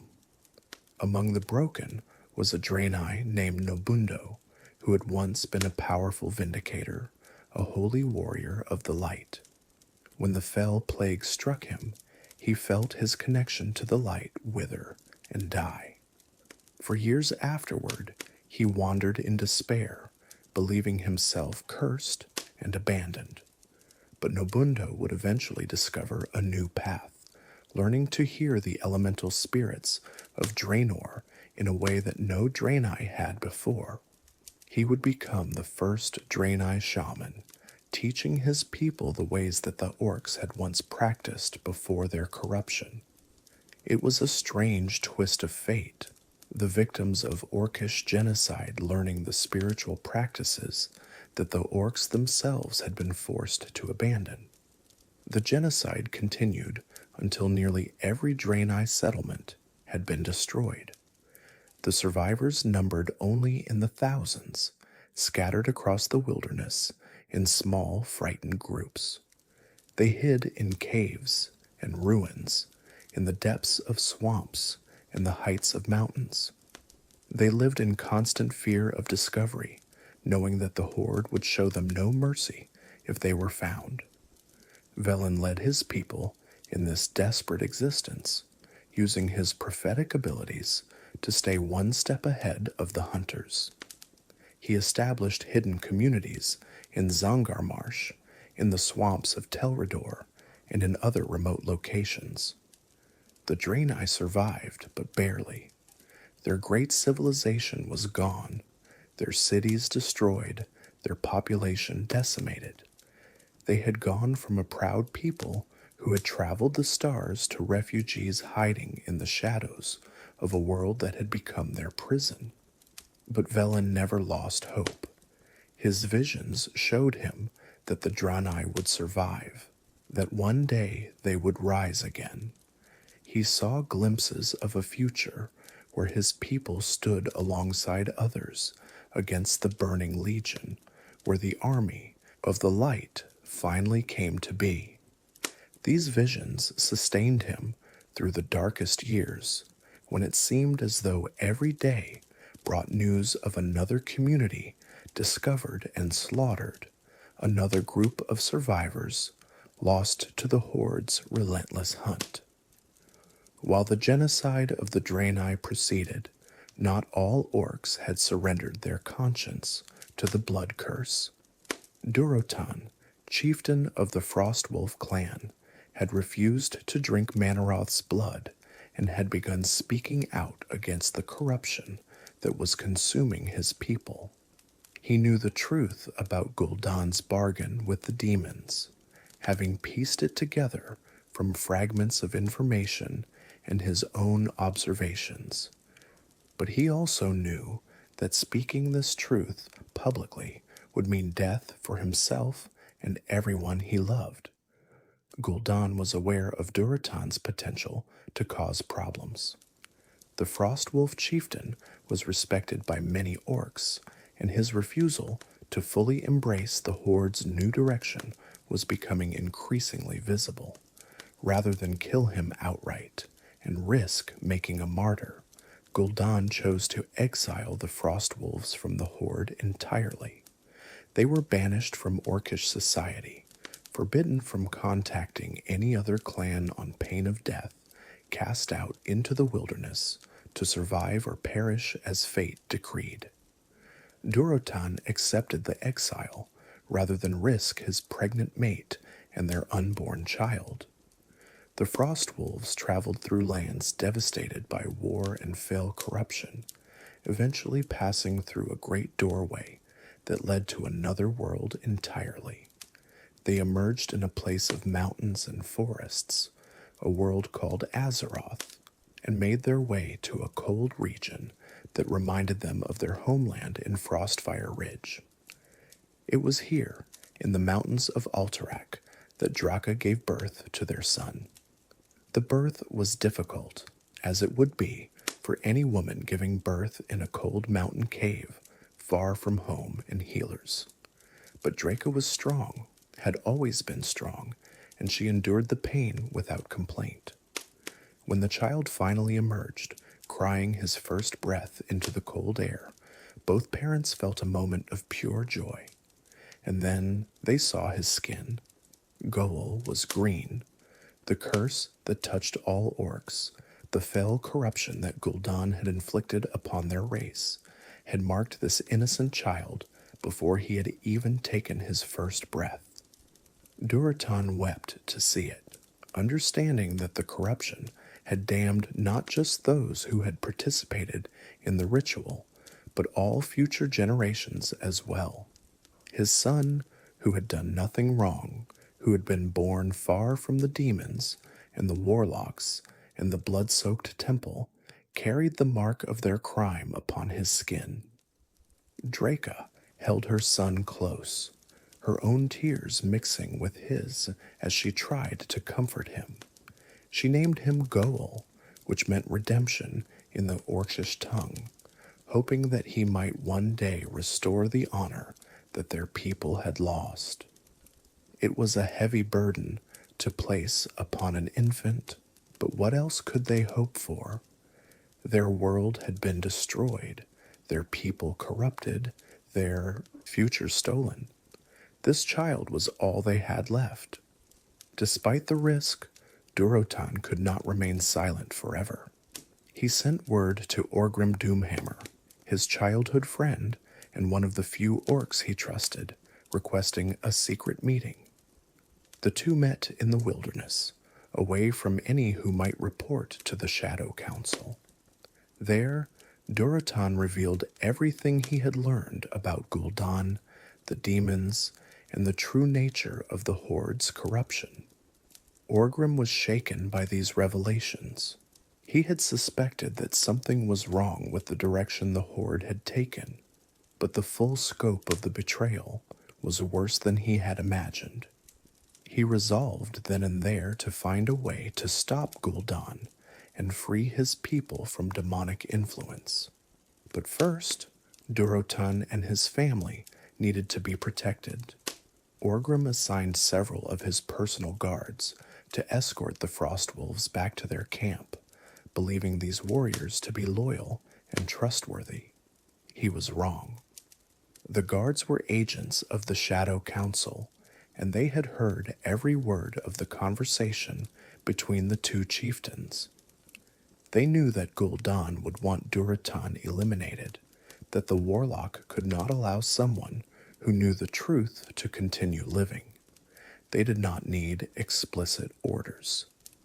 Their loyalty to the Shadow Council told them everything they needed to know. Several days into the journey, they attacked without warning. It was night, and the Frostwolves had made camp in a small clearing.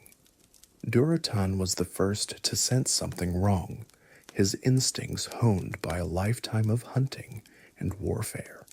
He had barely enough time to shout a warning before the assassins struck. Durotan and Draka fought with the desperation of parents protecting their child. Durotan's axe claimed two of the assassins in the first moments of combat, his rage giving him strength beyond his normal limits.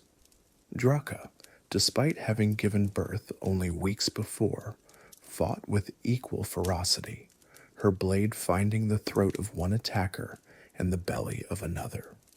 But they were outnumbered and caught by surprise. The assassins had no honor, no code, no restraint.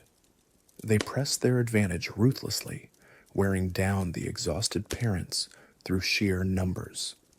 Draka was the first to fall, a blade catching her from behind as she turned to check on Goel. She died with her son's name on her lips, reaching toward the bundle where he lay crying. Durotan saw his mate fall and knew that he would soon follow. He did not fear death for himself, but he could not bear the thought of his son dying alone in the snow. With his last strength, he hurled himself at the remaining assassins, buying precious seconds with his life. When he finally fell, his body covered in wounds too numerous to count, he was still trying to crawl toward his son. Both were killed, their bodies left in the snow. The infant Goel was left to die of exposure, abandoned in the wilderness by assassins who assumed the cold would finish what they had started. But fate had other plans for the son of Durotan. A human lord named Aedelus Blackmore discovered the child while traveling through the region. Rather than killing the orc infant, Blackmore saw an opportunity. He took the child back to his fortress and raised him as a slave, training him as a gladiator and giving him the name Thrall. The Lord hoped to one day use this captive orc to control the defeated Horde, to build an army that would serve human ambitions. Blackmore could not have known that he was raising the orc who would one day liberate his people restore their connection to the elements, and lead them to a new beginning. The story of Thrall is a tale for another night, but know that the sacrifice of Durotan and Draka was not in vain. Their son would fulfill the meaning of his name, bringing redemption to a race that had lost its way. The death of Durotan and Draka marked the end of organized resistance to Gul'dan within the Horde. Other orcs who had harbored doubts about the path their people had taken now understood the consequences of speaking out. The Shadow Council's agents were everywhere, watching and listening, ready to eliminate anyone who showed signs of defiance. Fear became as effective a tool of control as the bloodlust itself. Orgrim Doomhammer, who had heard the truth from Durotan's own lips, buried his rage deep within himself. He knew that open rebellion would accomplish nothing at this point. Gul'dan was too powerful, the Shadow Council too entrenched, the corruption too thorough. But Orgrim remembered, seeing as he watched. He waited, and when the opportunity finally came, he would be ready. The Frostwolves who remained in Alterac mourned their chieftain and his mate, but they continued to live by the old ways as best they could. They kept the traditions of shamanism alive, passing down the knowledge that the rest of their race had lost. They raised their wolves and hunted their prey and tried to remain hidden from both the humans who now controlled the land and the horde that had exiled them. Their continued existence was a tiny flame of hope in a world of darkness, though they did not know it yet. With the draenei effectively destroyed and all internal opposition eliminated, the horde found itself with a problem. They had been transformed into weapons of war, creatures of bloodlust and violence, but they had run out of enemies to fight. The demon blood that coursed through their veins demanded constant slaughter, and without an outlet for this aggression, the orcs began turning on each other. Gul'dan needed a new target, a new enemy that could satisfy the horde's endless hunger for war. And through his connection to the demon lord Kil'jaeden, he learned of another world, one teeming with life and potential conquest, a world called Azeroth. But reaching this world would require power beyond anything the orcs currently possessed. They would need to open a portal between dimensions, a feat of magic that would require enormous energy and sacrifice. Fortunately for Gul'dan, he had recently made contact with someone who could provide exactly what he needed. On Azeroth, in a tower called Karajan, there lived a human mage named Medivh. He was the guardian of Tirisfal, the latest in a long line of protectors who had been granted tremendous magical power to defend the world against demonic threats. But Medivh harbored a terrible secret, one that he himself was not fully aware of. Before Medivh had even been born, his mother Egwene had fought and seemingly defeated Sargeras, the Dark Titan who commanded the Burning Legion. But her victory was an illusion. At the moment of his apparent death, Sargeras had transferred his essence into Egwene's body. He remained dormant through her pregnancy, then took root in the unborn child. Medivh grew up possessed by the spirit of the Legion's master, a corruption that lay hidden until the Guardian reached full maturity. When Sargeras finally awakened within Medivh, he reached out across the cosmos and found Gul'dan. The warlock was the perfect instrument for his plans, ambitious and utterly lacking in moral restraint. Sargeras, speaking through Medivh, offered Gul'dan a bargain. If the orc would bring the horde to Azeroth, the Medivh would reveal the location of the tomb of Sargeras, a repository of power that would make Gul'dan the most powerful warlock in existence. The offer was irresistible. Gul'dan gathered his most powerful warlocks and began the ritual to open a portal between worlds. The spell required enormous amounts of energy, more than even Gul'dan could provide on his own. At the crucial moment, he turned on his fellow warlocks, draining their life force to power the magic. Their deaths fueled a spike of energy that ripped through the fabric of reality itself. On the other side, in a swampy region of Azeroth called the Black Morass, Medivh called upon his power as Guardian to create the corresponding tear in space. The two breaches in reality connected, forming a stable passageway between worlds. This was the Dark Portal, and its opening marked the beginning of a new era of conflict. The first orcs through the portal were scouts from the Bleeding Hollow and Blacktooth Grin clans, accompanied by warlock overseers. They established a camp in the swamp and began constructing a stone frame around the portal to stabilize it. Within weeks, the main body of the Horde began pouring through, emerging into a world that had no idea what was about to hit it. The Kingdom of Stormwind, whose territory included the Black Morass, was the first to face the orcish invasion.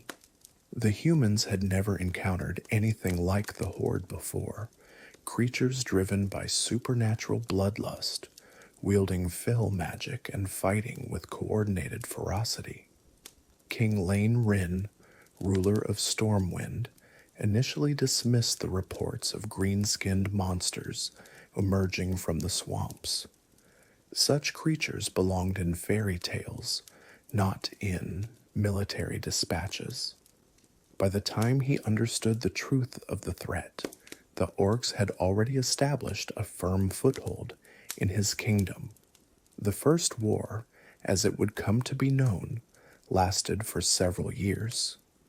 The orcs pushed steadily northward, burning villages and slaughtering any who resisted.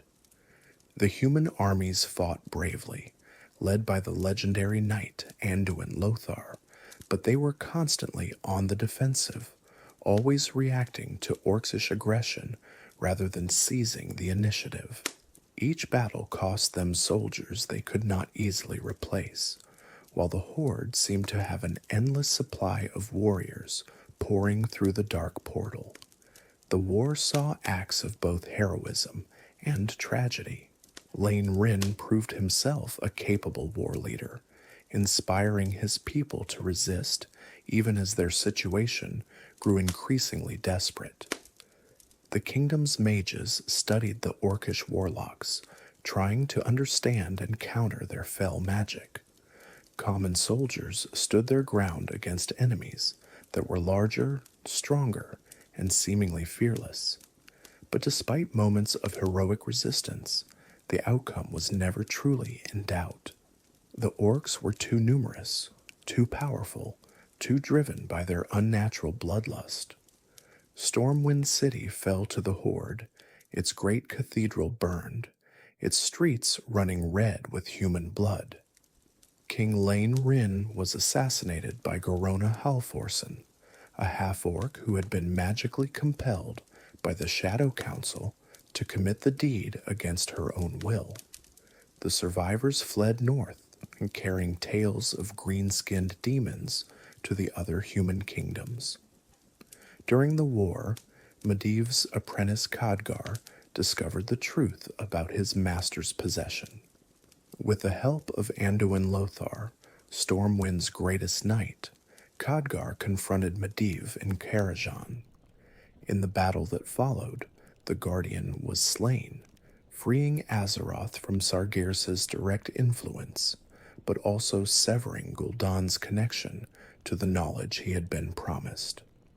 At the moment of Medivh's death, Gul'dan attempted to extract the location of the tomb of Sargeras from the dying Guardian's mind.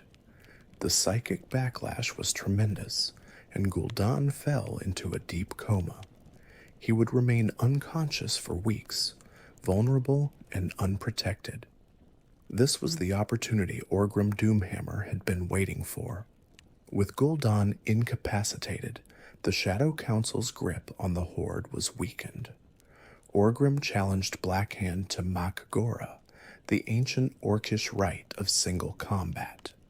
The duel was brief but brutal, ending when Orgrim crushed Blackhand's skull with the weapon that gave him his name.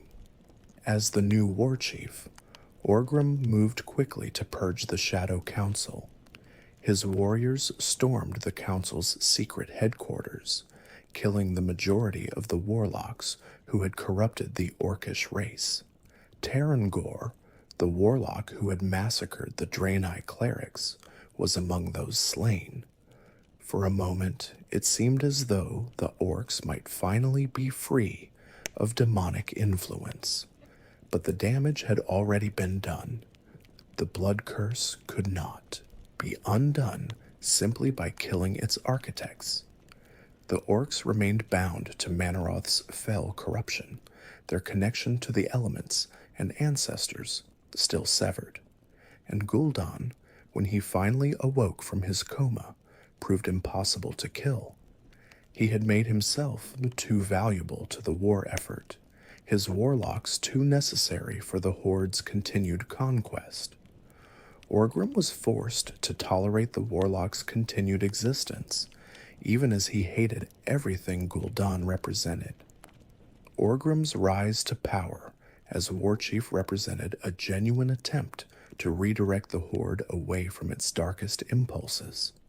He banned the most extreme practices of the Shadow Council, tried to restore some sense of honor to orcish warfare, and sought to find a path that did not lead to perpetual conflict. But the blood curse made such efforts nearly impossible. The orcs needed to fight, needed to kill, needed the constant rush of battle to feel alive. Peace was not an option while Mannoroth's influence still controlled their souls. The war chief focused his people's aggression on the war against the humans, channeling their bloodlust toward a common enemy. Under his leadership, the Horde became a more disciplined fighting force, its various clans working together with unprecedented coordination. Orgrim was a tactical genius in his own right, and he proved that the orcs could achieve victory through strategy as well as raw ferocity. The Second War saw the Horde come closer to complete conquest than at any other time in its history. United against them was the alliance of Lordaeron, an unprecedented coalition of humans, high elves, dwarves, and gnomes. The formation of this alliance was itself a remarkable achievement, bringing together peoples who had long histories of isolation, suspicion, and occasional conflict. King Tyrannus Menethil of Lordaeron had received the refugees from Stormwind with compassion, listening to their tales of the orcish invasion with growing concern. When Anduin Lothar stood before the assembled leaders of the human kingdoms and described what he had witnessed, many were skeptical. Green-skinned warriors from another world, demonic magic and portals between dimensions. It sounded like madness. But the evidence was undeniable, and the survivors' desperation was genuine. One by one, the kingdoms pledged their support for a unified defense. The High Elves of Quel'Thalas joined the alliance after the Horde allied with the Amani Trolls, ancient enemies of the Elven people. The dwarves of Ironforge contributed their expertise in siege warfare and their unbreakable determination. The gnomes provided their technological innovations, creating weapons and devices that the humans had never imagined. Together, they formed a force that might be able to match the Horde's strength. The fighting was brutal and widespread, ranging from the frozen shores of Northrend to the volcanic peaks of the Burning Steppes. Great battles were fought at places that would become legendary in both human and orcish history. Hillsbrad, Thandalspan, the gates of Lordaeron itself, all saw blood spilled by both sides. The orcs seemed unstoppable, their bloodlust driving them to feats of martial prowess that defied explanation. But the alliance held, bending but never breaking, their unity providing strength that no single kingdom could have mustered alone. Orgrim Doomhammer proved himself a masterful strategist during this war, outmaneuvering alliance generals and exploiting every weakness in their defenses. He recruited the Amani trolls and the Dragonmaw clan's enslaved red dragons, adding new dimensions to the Horde's military capability. Victory seemed within reach. The Horde stood at the very gates of Lordaeron, ready to deliver the final blow that would shatter the Alliance forever. But the Horde's downfall came not from Alliance strength, but from internal betrayal. Gul'dan, obsessed with finding the tomb of Sargeras and claiming its power, abandoned the siege of Lordaeron at a critical moment. He took his personal forces, including all the Death Knights he had created from the corpses of fallen human knights, and sailed for the tomb's location in the ocean. Gul'dan did find the tomb, but he had made a fatal miscalculation. The power within was not meant for mortals to claim. The demons that guarded the tomb tore Gul'dan apart piece by piece, and his skull, imbued with tremendous fel power, became a relic that would cause problems for Azeroth for years to come. With Gul'dan's departure, the Horde's offensive collapsed.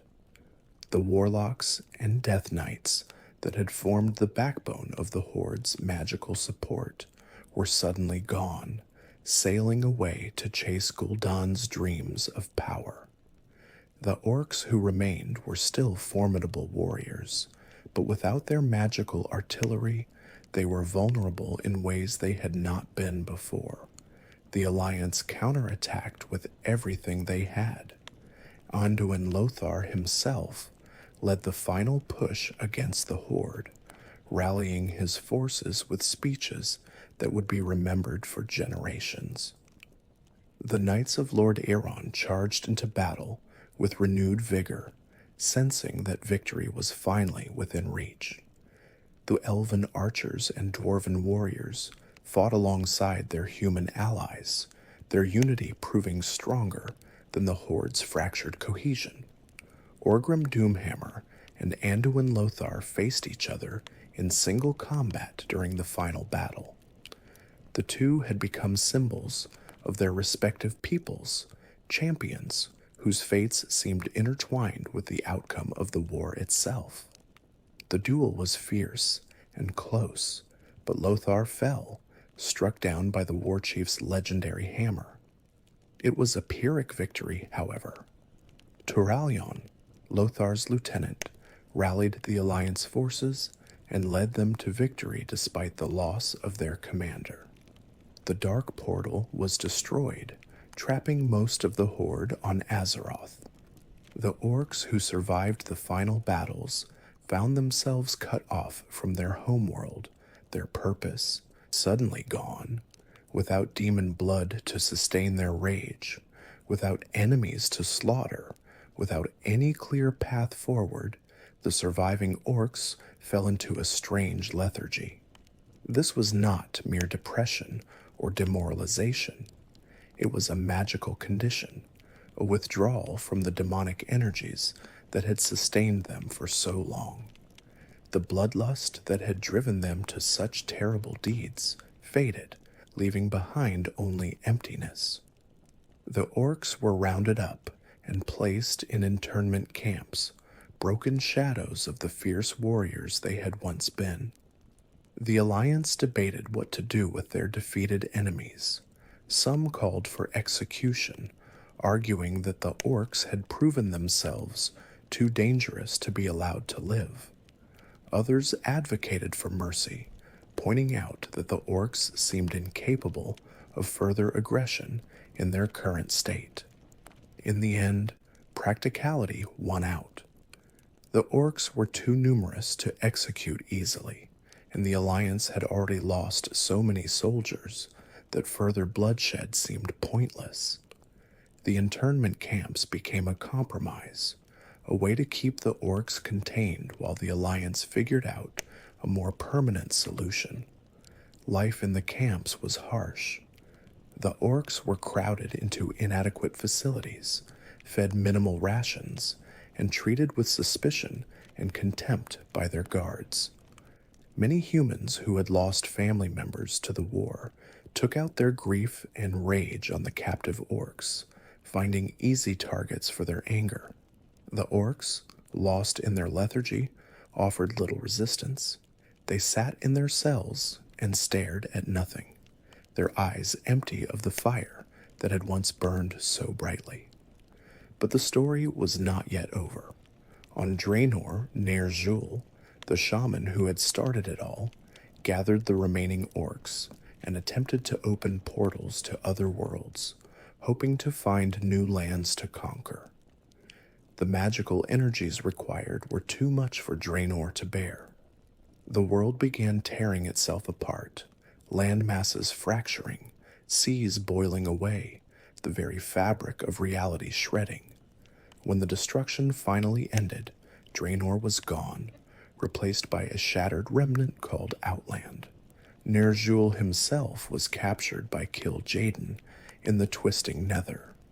The demon lord had not forgotten the shaman's moment of doubt at Oshugun, his attempt to turn back from the path of corruption. As punishment, Kil'jaeden tortured Ner'zhul for what seemed like eternity, destroying his body piece by piece until only his spirit remained. Then the demon lord offered him a choice: remain in eternal agony or become the ruler of an army of undeath. Ner'zhul accepted, and his spirit was transformed into something new. He was encased in a suit of armor and frozen within a block of mystical ice, then hurled through the nether toward Azeroth. This was the birth of the Lich King, and the beginning of a new chapter of horror that would eventually consume the northern kingdom of Lordaeron. But that is a story for another time. The fate of Ner'zhul serves as a bitter reminder of the consequences of the alt path he had unwittingly set his people upon. The orc who had been deceived into starting the war against the draenei, who had realized the truth too late to stop it, who had watched helplessly as his people were corrupted and transformed, that orc became one of the greatest threats Azeroth would ever face. The Lich King would raise armies of undead, would corrupt a prince of Lordaeron, would bring death and suffering to millions, all because a demon lord had posed as a dead wife, speaking lies to a grieving husband. The Mag'har, those orcs who had remained in Eredar during the corruption, were spared the worst of what followed. They retained their brown skin, their connection to the elements, and ancestors weakened, but not entirely severed. When the other orcs passed through the dark portal to invade Azeroth, the Mag'har remained behind, too sick and too isolated to participate in the war. They would eventually become the last remnant of what the orcs had once been, a living memory of a people who had been lost to demonic corruption. In the years after Draenor shattered into Outland, the Mag'har would play an important role in preserving orcish culture. They maintained the traditions of shamanism, kept alive the stories of the clans, and served as a reminder that the orcs had once been something more than servants of demons. When Thrall eventually discovered them, he would find orcs who remembered the old ways, who could teach him things that even the Frostwolves had forgotten. The blood curse that Gul'dan had inflicted upon the orcs seemed unbreakable. For years, the captive orcs languished in their camps, listless and defeated, shadows of what they had once been. Many humans assumed that the orcs would simply fade away, a threat neutralized, a problem solved. They were wrong. A young orc named Thrall escaped from his captivity and discovered his true heritage as the son of Durotan, chieftain of the Frostwolf clan. His journey to this discovery was itself remarkable.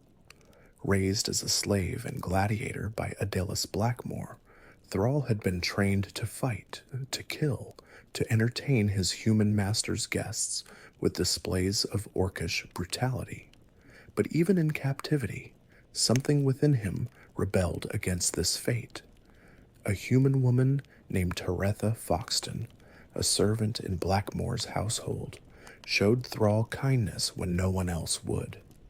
She taught him to read, smuggled books to him, and spoke to him as an equal rather than a beast. Through her, Thrall learned that humans were not all monsters, that kindness could exist even in the darkest places. This lesson would shape his approach to leadership for the rest of his life. When Thrall finally escaped from Durnhold Keep, he set out to find his people. He discovered the lethargic orcs in the internment camps and was horrified by what he saw. These were not the fearsome warriors he had expected, but broken creatures who had given up on life itself. He could not understand how the orcs he had heard stories about, the mighty horde that had nearly conquered Azeroth, had been reduced to this pitiful state. The answer came when he found the remnants of his father's people living in secret in the mountains of Alterac. The Frostwolves had maintained the old ways, had kept shamanism alive, even when the rest of the orcish race had abandoned it. From them, Thrall learned his true heritage. He learned that his father, Durotan, had been a chieftain who refused to drink demon blood, who had spoken out against corruption, even when it meant exile and death.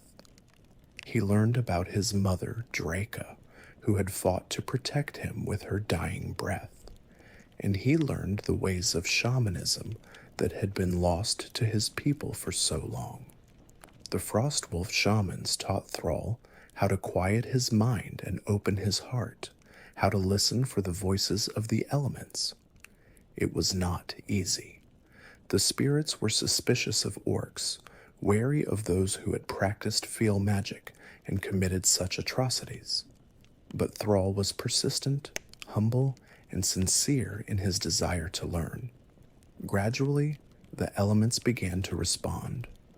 Fire spoke to him of passion controlled, not rage unleashed. Earth taught him about strength, rooted in patience rather than aggression. Water showed him adaptability without loss of purpose. Air whispered of freedom, tempered by responsibility. The ancestors, long thought unreachable, spoke to him once more. The spirits who had been trapped within Oshugun when Gul'dan sealed the mountain had not been destroyed. They had waited and hoped, and now they found in Thrall a worthy descendant. They told him of the old ways, of what the orcs had been before the corruption. They gave him a vision of what his people could become again. Armed with this knowledge, Thrall set out to liberate the orcs from the internment camps. It was dangerous work, requiring both stealth and strength.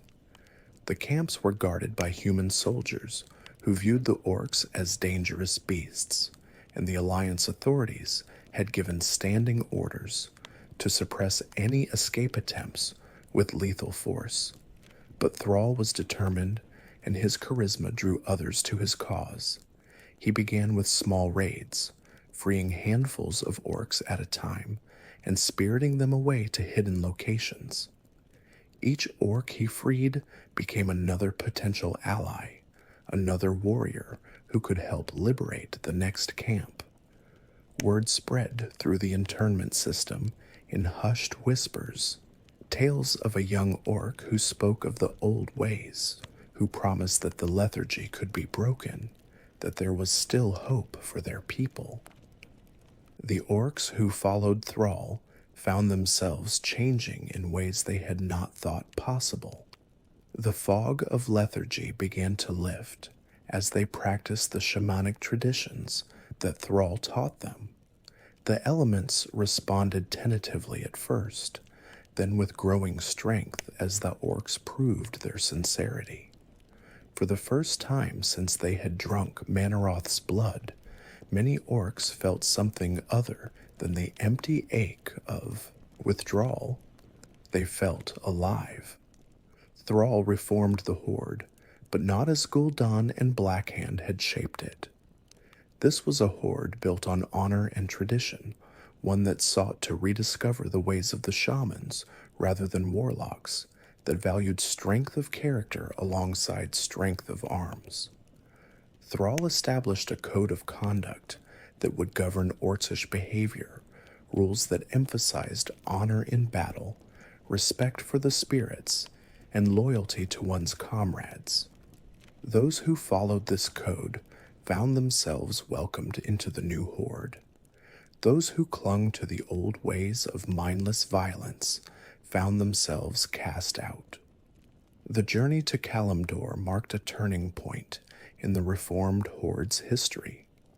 Guided by prophetic visions, Thrall led his people across the Great Sea to a continent that few Horde members had ever seen. They encountered new peoples along the way. The Darkspear Trolls, a tribe facing extinction at the hands of a sea witch, found salvations in Thrall's intervention. In gratitude, they pledged their loyalty to the Horde, becoming the first non-orc members of Thrall's new coalition. On Kalimdor itself, the orcs encountered the Tauren, a noble people who shared their reverence for nature and the spirits. Cairn Bloodhoof, High Chieftain of the Tauren, recognized a kindred spirit in Thrall. The orcs helped the Tauren defend against the Centaur, who had long threatened their lands, and in return, the Tauren joined the Horde, bringing their wisdom and their connection to the land. When the Burning Legion returned to Azeroth during the Third War, Thrall led his people to stand alongside humans and night elves against the demon invasion. This alliance was forged in desperation, not trust. The humans remembered what the orcs had done during the First and Second Wars.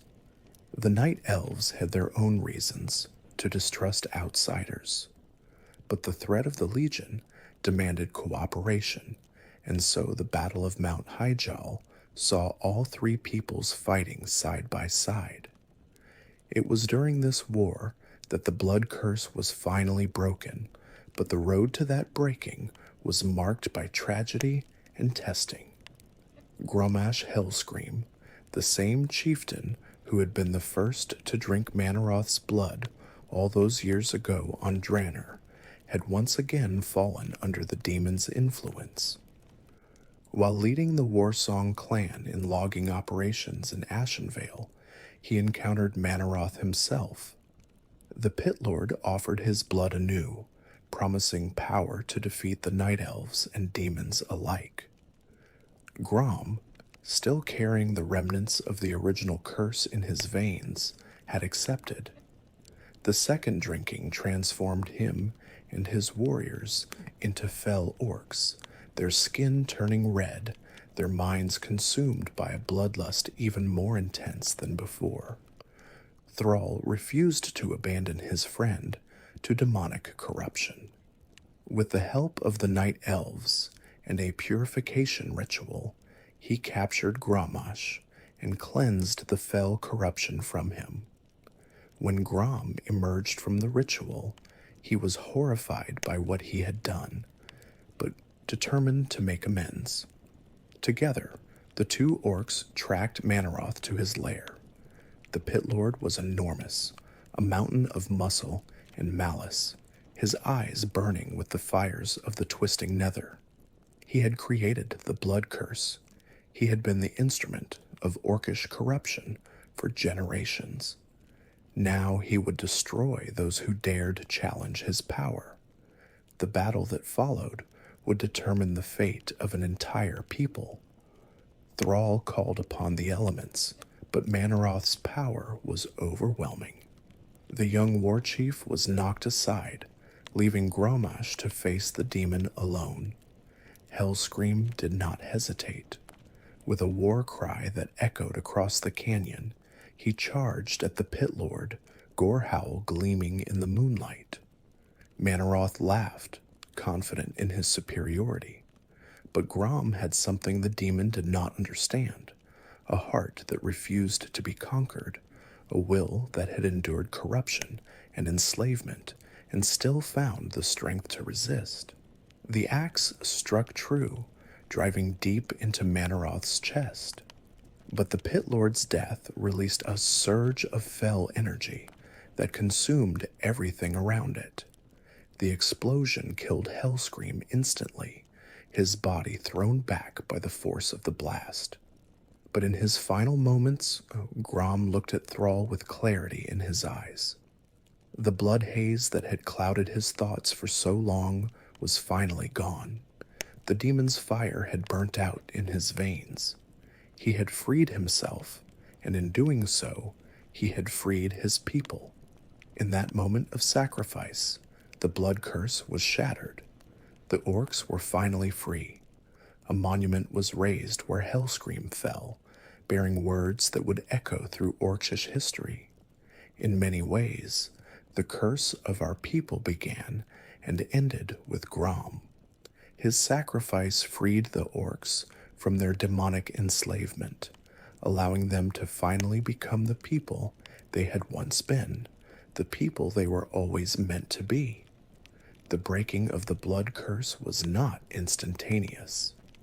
For days after Manaroth's death, the orcs who had drunk his blood felt the demonic influence weakening, fading like a fever finally breaking. The constant thrum of bloodlust that had driven them for so long gradually quieted, allowing them to think clearly for the first time in years. Many orcs wept when they realized what they had done, what they had been forced to become. Others simply stood in silence, unable to process the weight of their crimes. Thrall gathered his people and led them in rituals of cleansing and renewal.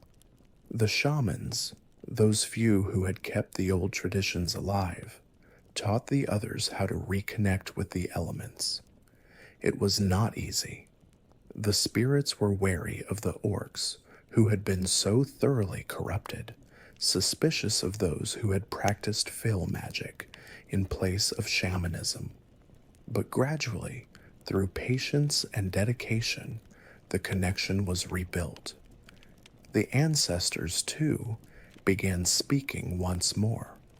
At first, it was only in whispers, faint voices that could barely be heard. But as the orcs proved their commitment to the old ways, the voices grew stronger. The spirits of those who had died before the corruption welcomed their descendants back, offering guidance and comfort. The chain of existence that had been broken was beginning to mend, but the past could not be erased. The green skin remained, a permanent reminder of the curse that had been placed upon them. The memories of what they had done, the atrocities they had committed under the influence of the blood, these would never fade. The orcs had to learn to live with their guilt, to acknowledge their crimes without being destroyed by them. It was a burden that each orc carried differently, but carry it they must. The story of the rise of the Horde is ultimately a tragedy, a tale of how an entire race was manipulated into becoming instruments of genocide. But it is also a story of redemption, of the possibility that even the deepest corruption can be overcome. The orcs who invaded Azeroth were victims as much as they were aggressors, pawns in a cosmic game played by forces they could barely comprehend. Kil'jaeden's plan succeeded in destroying the Draenei civilization on Draenor, but it failed in its ultimate goal. Velen survived, as did enough of his people to eventually rebuild. For years after the genocide, the surviving Draenei lived in hiding, scattered across the ruins of their civilization. They mourned their dead, tended to their wounded, and tried to maintain hope in the face of seemingly total defeat. When Draenor shattered into Outland, those draenei who remained on the broken world found themselves in a landscape transformed almost beyond recognition. The lush forests and rolling plains they had known were gone, replaced by floating rocks and twisted terrain. The very air was different, tainted by fell magic and the chaotic energies released by Ner'zhul's portals. But the draenei endured, as they always had. The discovery of the Exodar, a massive Naru vessel hidden beneath Tempest Keep in Outland, gave the draenei a new hope. Prophet Velen led his people in seizing the ship and piloting it toward Azeroth, seeking allies in their continued struggle against the Burning Legion. The journey was perilous, and the Exodar crashed on the islands of Azuramist off the coast of Kalimdor. But they had finally reached a world where they might find safety and purpose.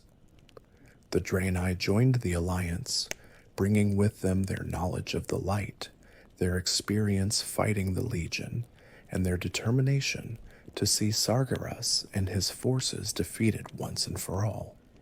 The humans, dwarves, and gnomes welcomed these refugees from another world, recognizing in them kindred spirits who understood the horrors of demonic warfare. The night elves, who had fought the Legion 10,000 years before, found common ground with these travelers from the stars. For the Draenei, the Alliance represented more than safety. It offered purpose, community, and the chance to stand alongside others who refused to bow before the darkness. The survivors who had made it to Azeroth carried with them the memories of everything that had been lost. They remembered Shatrath when it gleamed with holy light, remembered Karabor before Gul'dan's corruption transformed it into the Black Temple, remembered the countless villages and settlements that had been wiped from existence. They established new homes on Azure Mist Isle and the surrounding islands, creating communities that honored their traditions while adapting to their new world. The Temple of the Moon on the main island became a center of worship and healing, a place where draenei could connect with the light that had sustained them through so many trials. Their relationship with the orcs remained complicated. Many draenei could not forgive what had been done to their people, could not look upon a green-skinned orc without remembering the genocide. But Velen counseled patience and understanding, reminding his people that the orcs had been tools of the Legion, victims almost as much as the draenei themselves. The orcs, for their part, struggled with their own guilt and shame. Many had no memory of what they had done under the blood curse, the demonic influence having clouded their minds. Others remembered everything with horrifying clarity. The Horde that Thrall built acknowledged the crimes of the past, sought to atone for them where possible, and committed to a future that would honor rather than shame the legacy of the orcish people. And the orcs, freed from the blood curse and guided by leaders like Thrall, would carve out their own place in the world, building cities and raising families, proving that they were more than the monsters they had been made to become. The founding of Orgrimmar in Durotar represented a new beginning, a chance to build a homeland that belonged to the orcs alone, not granted by others or taken through conquest. The city was named for Orgrim Doomhammer, the war chief who had first tried to free his people from demonic control, even if his efforts had been ultimately unsuccessful.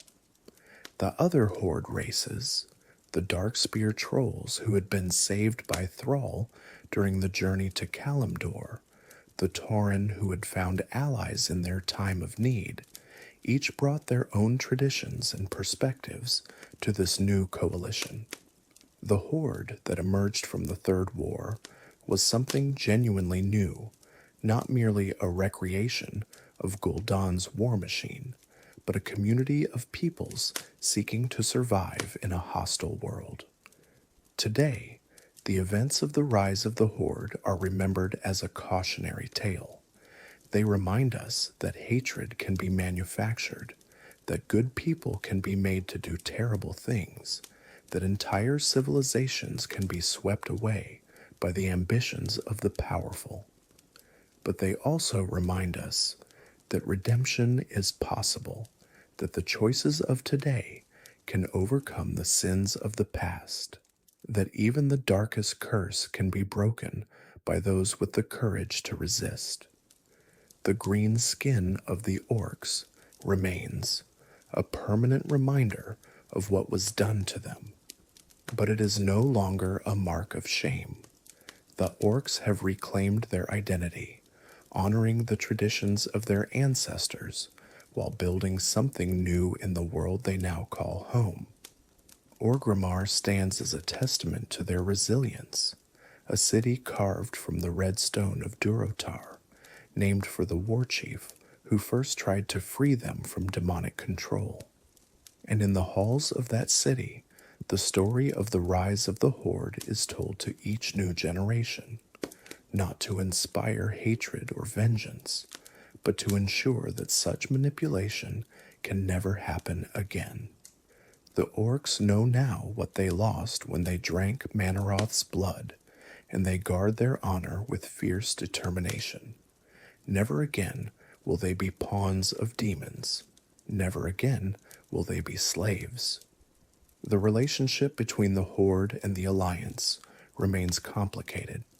Peace has never been easy between peoples who have caused each other such tremendous harm.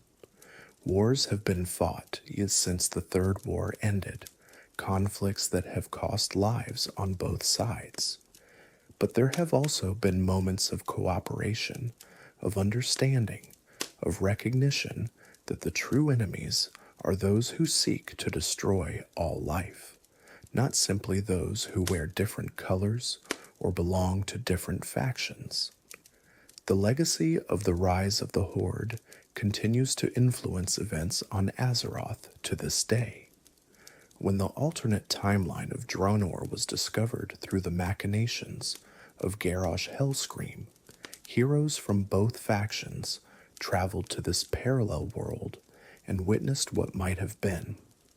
They saw orcish clans that had never drunk demon blood, never turned green, never committed genocide against the draenei. They also saw that even without demonic corruption, the orcs could still be dangerous, could still choose the path of conquest and violence. This alternate Draenor provided a strange mirror to the original tragedy. The Iron Horde that Garrosh helped create was brutal and aggressive, but its members were not slaves to demonic forces. They chose their path freely, making their crimes in some ways worse than those of the original Horde, whose members had been manipulated and corrupted. The distinction between being forced to do evil and choosing to do evil proved significant, both for understanding the past and for thinking about the future. When the Burning Legion launched its greatest invasion of Azeroth During the events of the campaign against Sargeras, the forces of both Horde and Alliance fought side by side against the demonic threat. Orcs and draenei stood together on the same battlefields, united against the common enemy that had caused both peoples such tremendous suffering. It was not an easy alliance. Old wounds do not heal simply because new threats emerge, but it demonstrated that even the deepest divisions could be bridged when survival demanded cooperation. The final defeat of the Burning Legion, the imprisonment of Sargeras, the destruction of Argus itself, all of these events closed a chapter of history that had begun 25,000 years earlier with Kil'jaeden's corruption of the eredar. The demon lord who had manipulated Ner'zhul, who had orchestrated the genocide of the draenei, who had transformed the orcs into weapons of destruction, was finally brought low. Kil'jaeden's death at the Sunwell came after millennia of scheming and manipulation. The Deceiver had tried one final time to bring Sargeras into Azeroth, using the magical energies of the Sunwell as a gateway. Champions of both Horde and Alliance stormed Sunwell Plateau, fighting through waves of demons and corrupted beings to reach the heart of the invasion. In the final confrontation, Kil'jaeden was cast back through the portal he had tried to open, wounded but not destroyed. It would take the events of the Legion expansion, when the Burning Legion launched its greatest invasion of Azeroth, for Kil'jaeden to finally meet his end. The Demon Lord was defeated aboard his command ship, killed by the same forces he had spent millennia trying to destroy. Velen himself was present at the end, watching as his former friend and brother was consumed by the field fires that had defined his existence for so long. The victory over the Legion came with tremendous costs. Many heroes fell in the struggle, their sacrifices enabling the survival of countless others. The world of Argus, birthplace of the eredar, was effectively destroyed in the final battle against Sargeras. The Dark Titan's imprisonment required the permanent sacrifice of the Pantheon, the Titan world souls who had shaped the universe in ages past. Nothing was won without loss, nothing achieved without price. But the threat that had haunted the universe for countless millennia was finally ended. The Burning Legion was shattered, its leader imprisoned, its ranks broken and scattered. For the first time in 25,000 years, the draenei could look to the future without the shadow of demonic pursuit hanging over them. The long flight was finally over. Velen stood on Argus at the end, watching as the world of his birth was consumed in the struggle against ultimate evil. He remembered what Argus had been before Sargeras came, the gleaming cities and the brilliant eredar who had built them.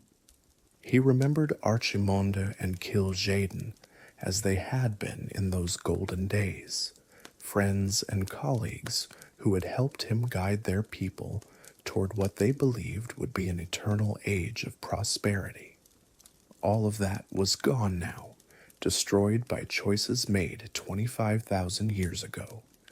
It was a bittersweet victory, but a victory nonetheless.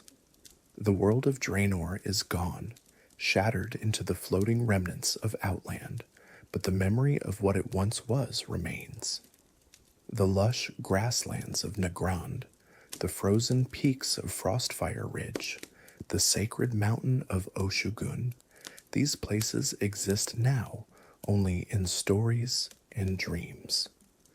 Those who travel to Outland today can still see echoes of what Draenor once was, fragments of beauty amid the devastation, but the world that existed before the corruption can never be restored. The ancestral spirits who once dwelt within Oshugun have found new homes, new ways to guide the living. Some remained in Outland, adapting to the shattered remnants of their former sanctuary.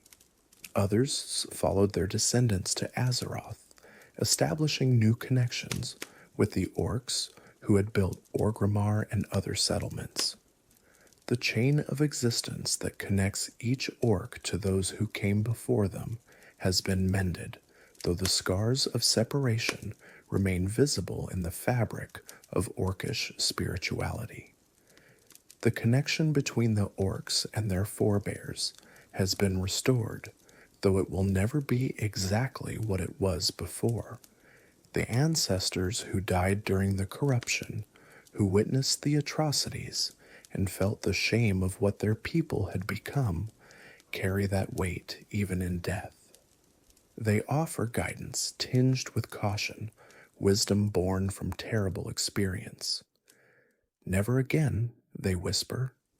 Never forget what happened when we stopped listening to the spirits and started listening to demons. The draenei, too, have found a kind of peace in the aftermath of the Legion's defeat. They continue to honor those who fell during the genocide on Draenor, maintaining memorials and rituals that keep the memory of the lost alive. They have not forgotten, will never forget, but many have found it possible to forgive. Velen's teachings about understanding and compassion have helped them see the orcs as fellow victims of demonic manipulation rather than purely as perpetrators of genocide. The relationship between orcs and draenei on Azeroth remains complicated, as it perhaps must always be. Some members of both races have formed genuine friendships, recognizing their shared experience of loss and survival. Others cannot look past the history, cannot see beyond the pain. Both responses are understandable, both are valid. Healing from such trauma is not a straight path, and each individual must find their own way forward. As you drift off to sleep tonight, carry with you the lessons of this tale. Remember that even in the darkest times, there are those who resist. Durotan refused the demon blood and paid with his life, but his son grew to become the greatest leader the orcs have ever known. Ner'zhul was deceived and broken, but his tragedy serves as a warning to those who would blindly follow what they believe to be divine guidance. And Grommash Hellscream, who led his people into damnation, also led them out of it, redeeming himself in his final moments. The rise of the Horde is finished, but its echoes continue to shape the world. Every time an orc lifts a cup in honor of their ancestors, every time a shaman calls upon the elements, every time a warrior remembers the meaning of true honor, those echoes resound. The past cannot be changed, but it can be learned from, and in that learning lies the hope of a better future. The lessons of this story extend far beyond the orcish race and their particular tragedy. They speak to universal truths about the dangers of manufactured hatred and the possibility of redemption. Kil'jaeden succeeded in turning the orcs into weapons because he understood how to exploit their fears, how to twist their faith into a tool of destruction. He created a false enemy where none existed, convinced an entire people that their neighbors posed an existential threat, when in reality those neighbors wanted nothing more than to live in peace. But the story also shows us that such manipulation can be overcome. The orcs were not irredeemably evil. They were corrupted, controlled, forced to act against their true nature by powers beyond their understanding. When that corruption was broken, when the chains of demonic influence were shattered, they found within themselves the capacity for honor, for compassion, for growth. The new Horde that Thrall built is proof that a people's destiny is not fixed. that past crimes do not have to define future possibilities. The story of the rise of the Horde is ultimately about choice. Ner'zhul chose to trust the visions that appeared to him, not knowing they were lies. Gul'dan chose power over his people, embracing corruption with full knowledge of what he was doing. Durotan chose to resist, even when resistance seemed futile, and Gromash chose, in the end, to give his life to break the chains he had helped forge. Each choice mattered. Each choice shaped the course of history. And each choice reminds us that we, too, have the power to shape our own destinies, even when the forces arrayed against us seem overwhelming. Rest now, knowing that even the most terrible stories can have moments of grace. The orcs found their way back to the light, and so can we all. There is always hope, even in the darkest hour, even when demons whisper lies and the world seems lost to shadow. The dawn always comes, no matter how long the night. Sleep well, and may your dreams be filled with the peaceful grasslands of old Draenor before the darkness came, when the elements sang and the ancestors watched over their children with love. Thank you for joining us tonight on World of Sleepcraft. If you enjoyed this journey through the rise of the Horde, please consider subscribing to the channel and leaving a like on this video. Your support helps us continue creating these tales of Warcraft lore for peaceful nights and restful sleep. Until next time, may the elements guide your path, and may your rest be undisturbed. Good night.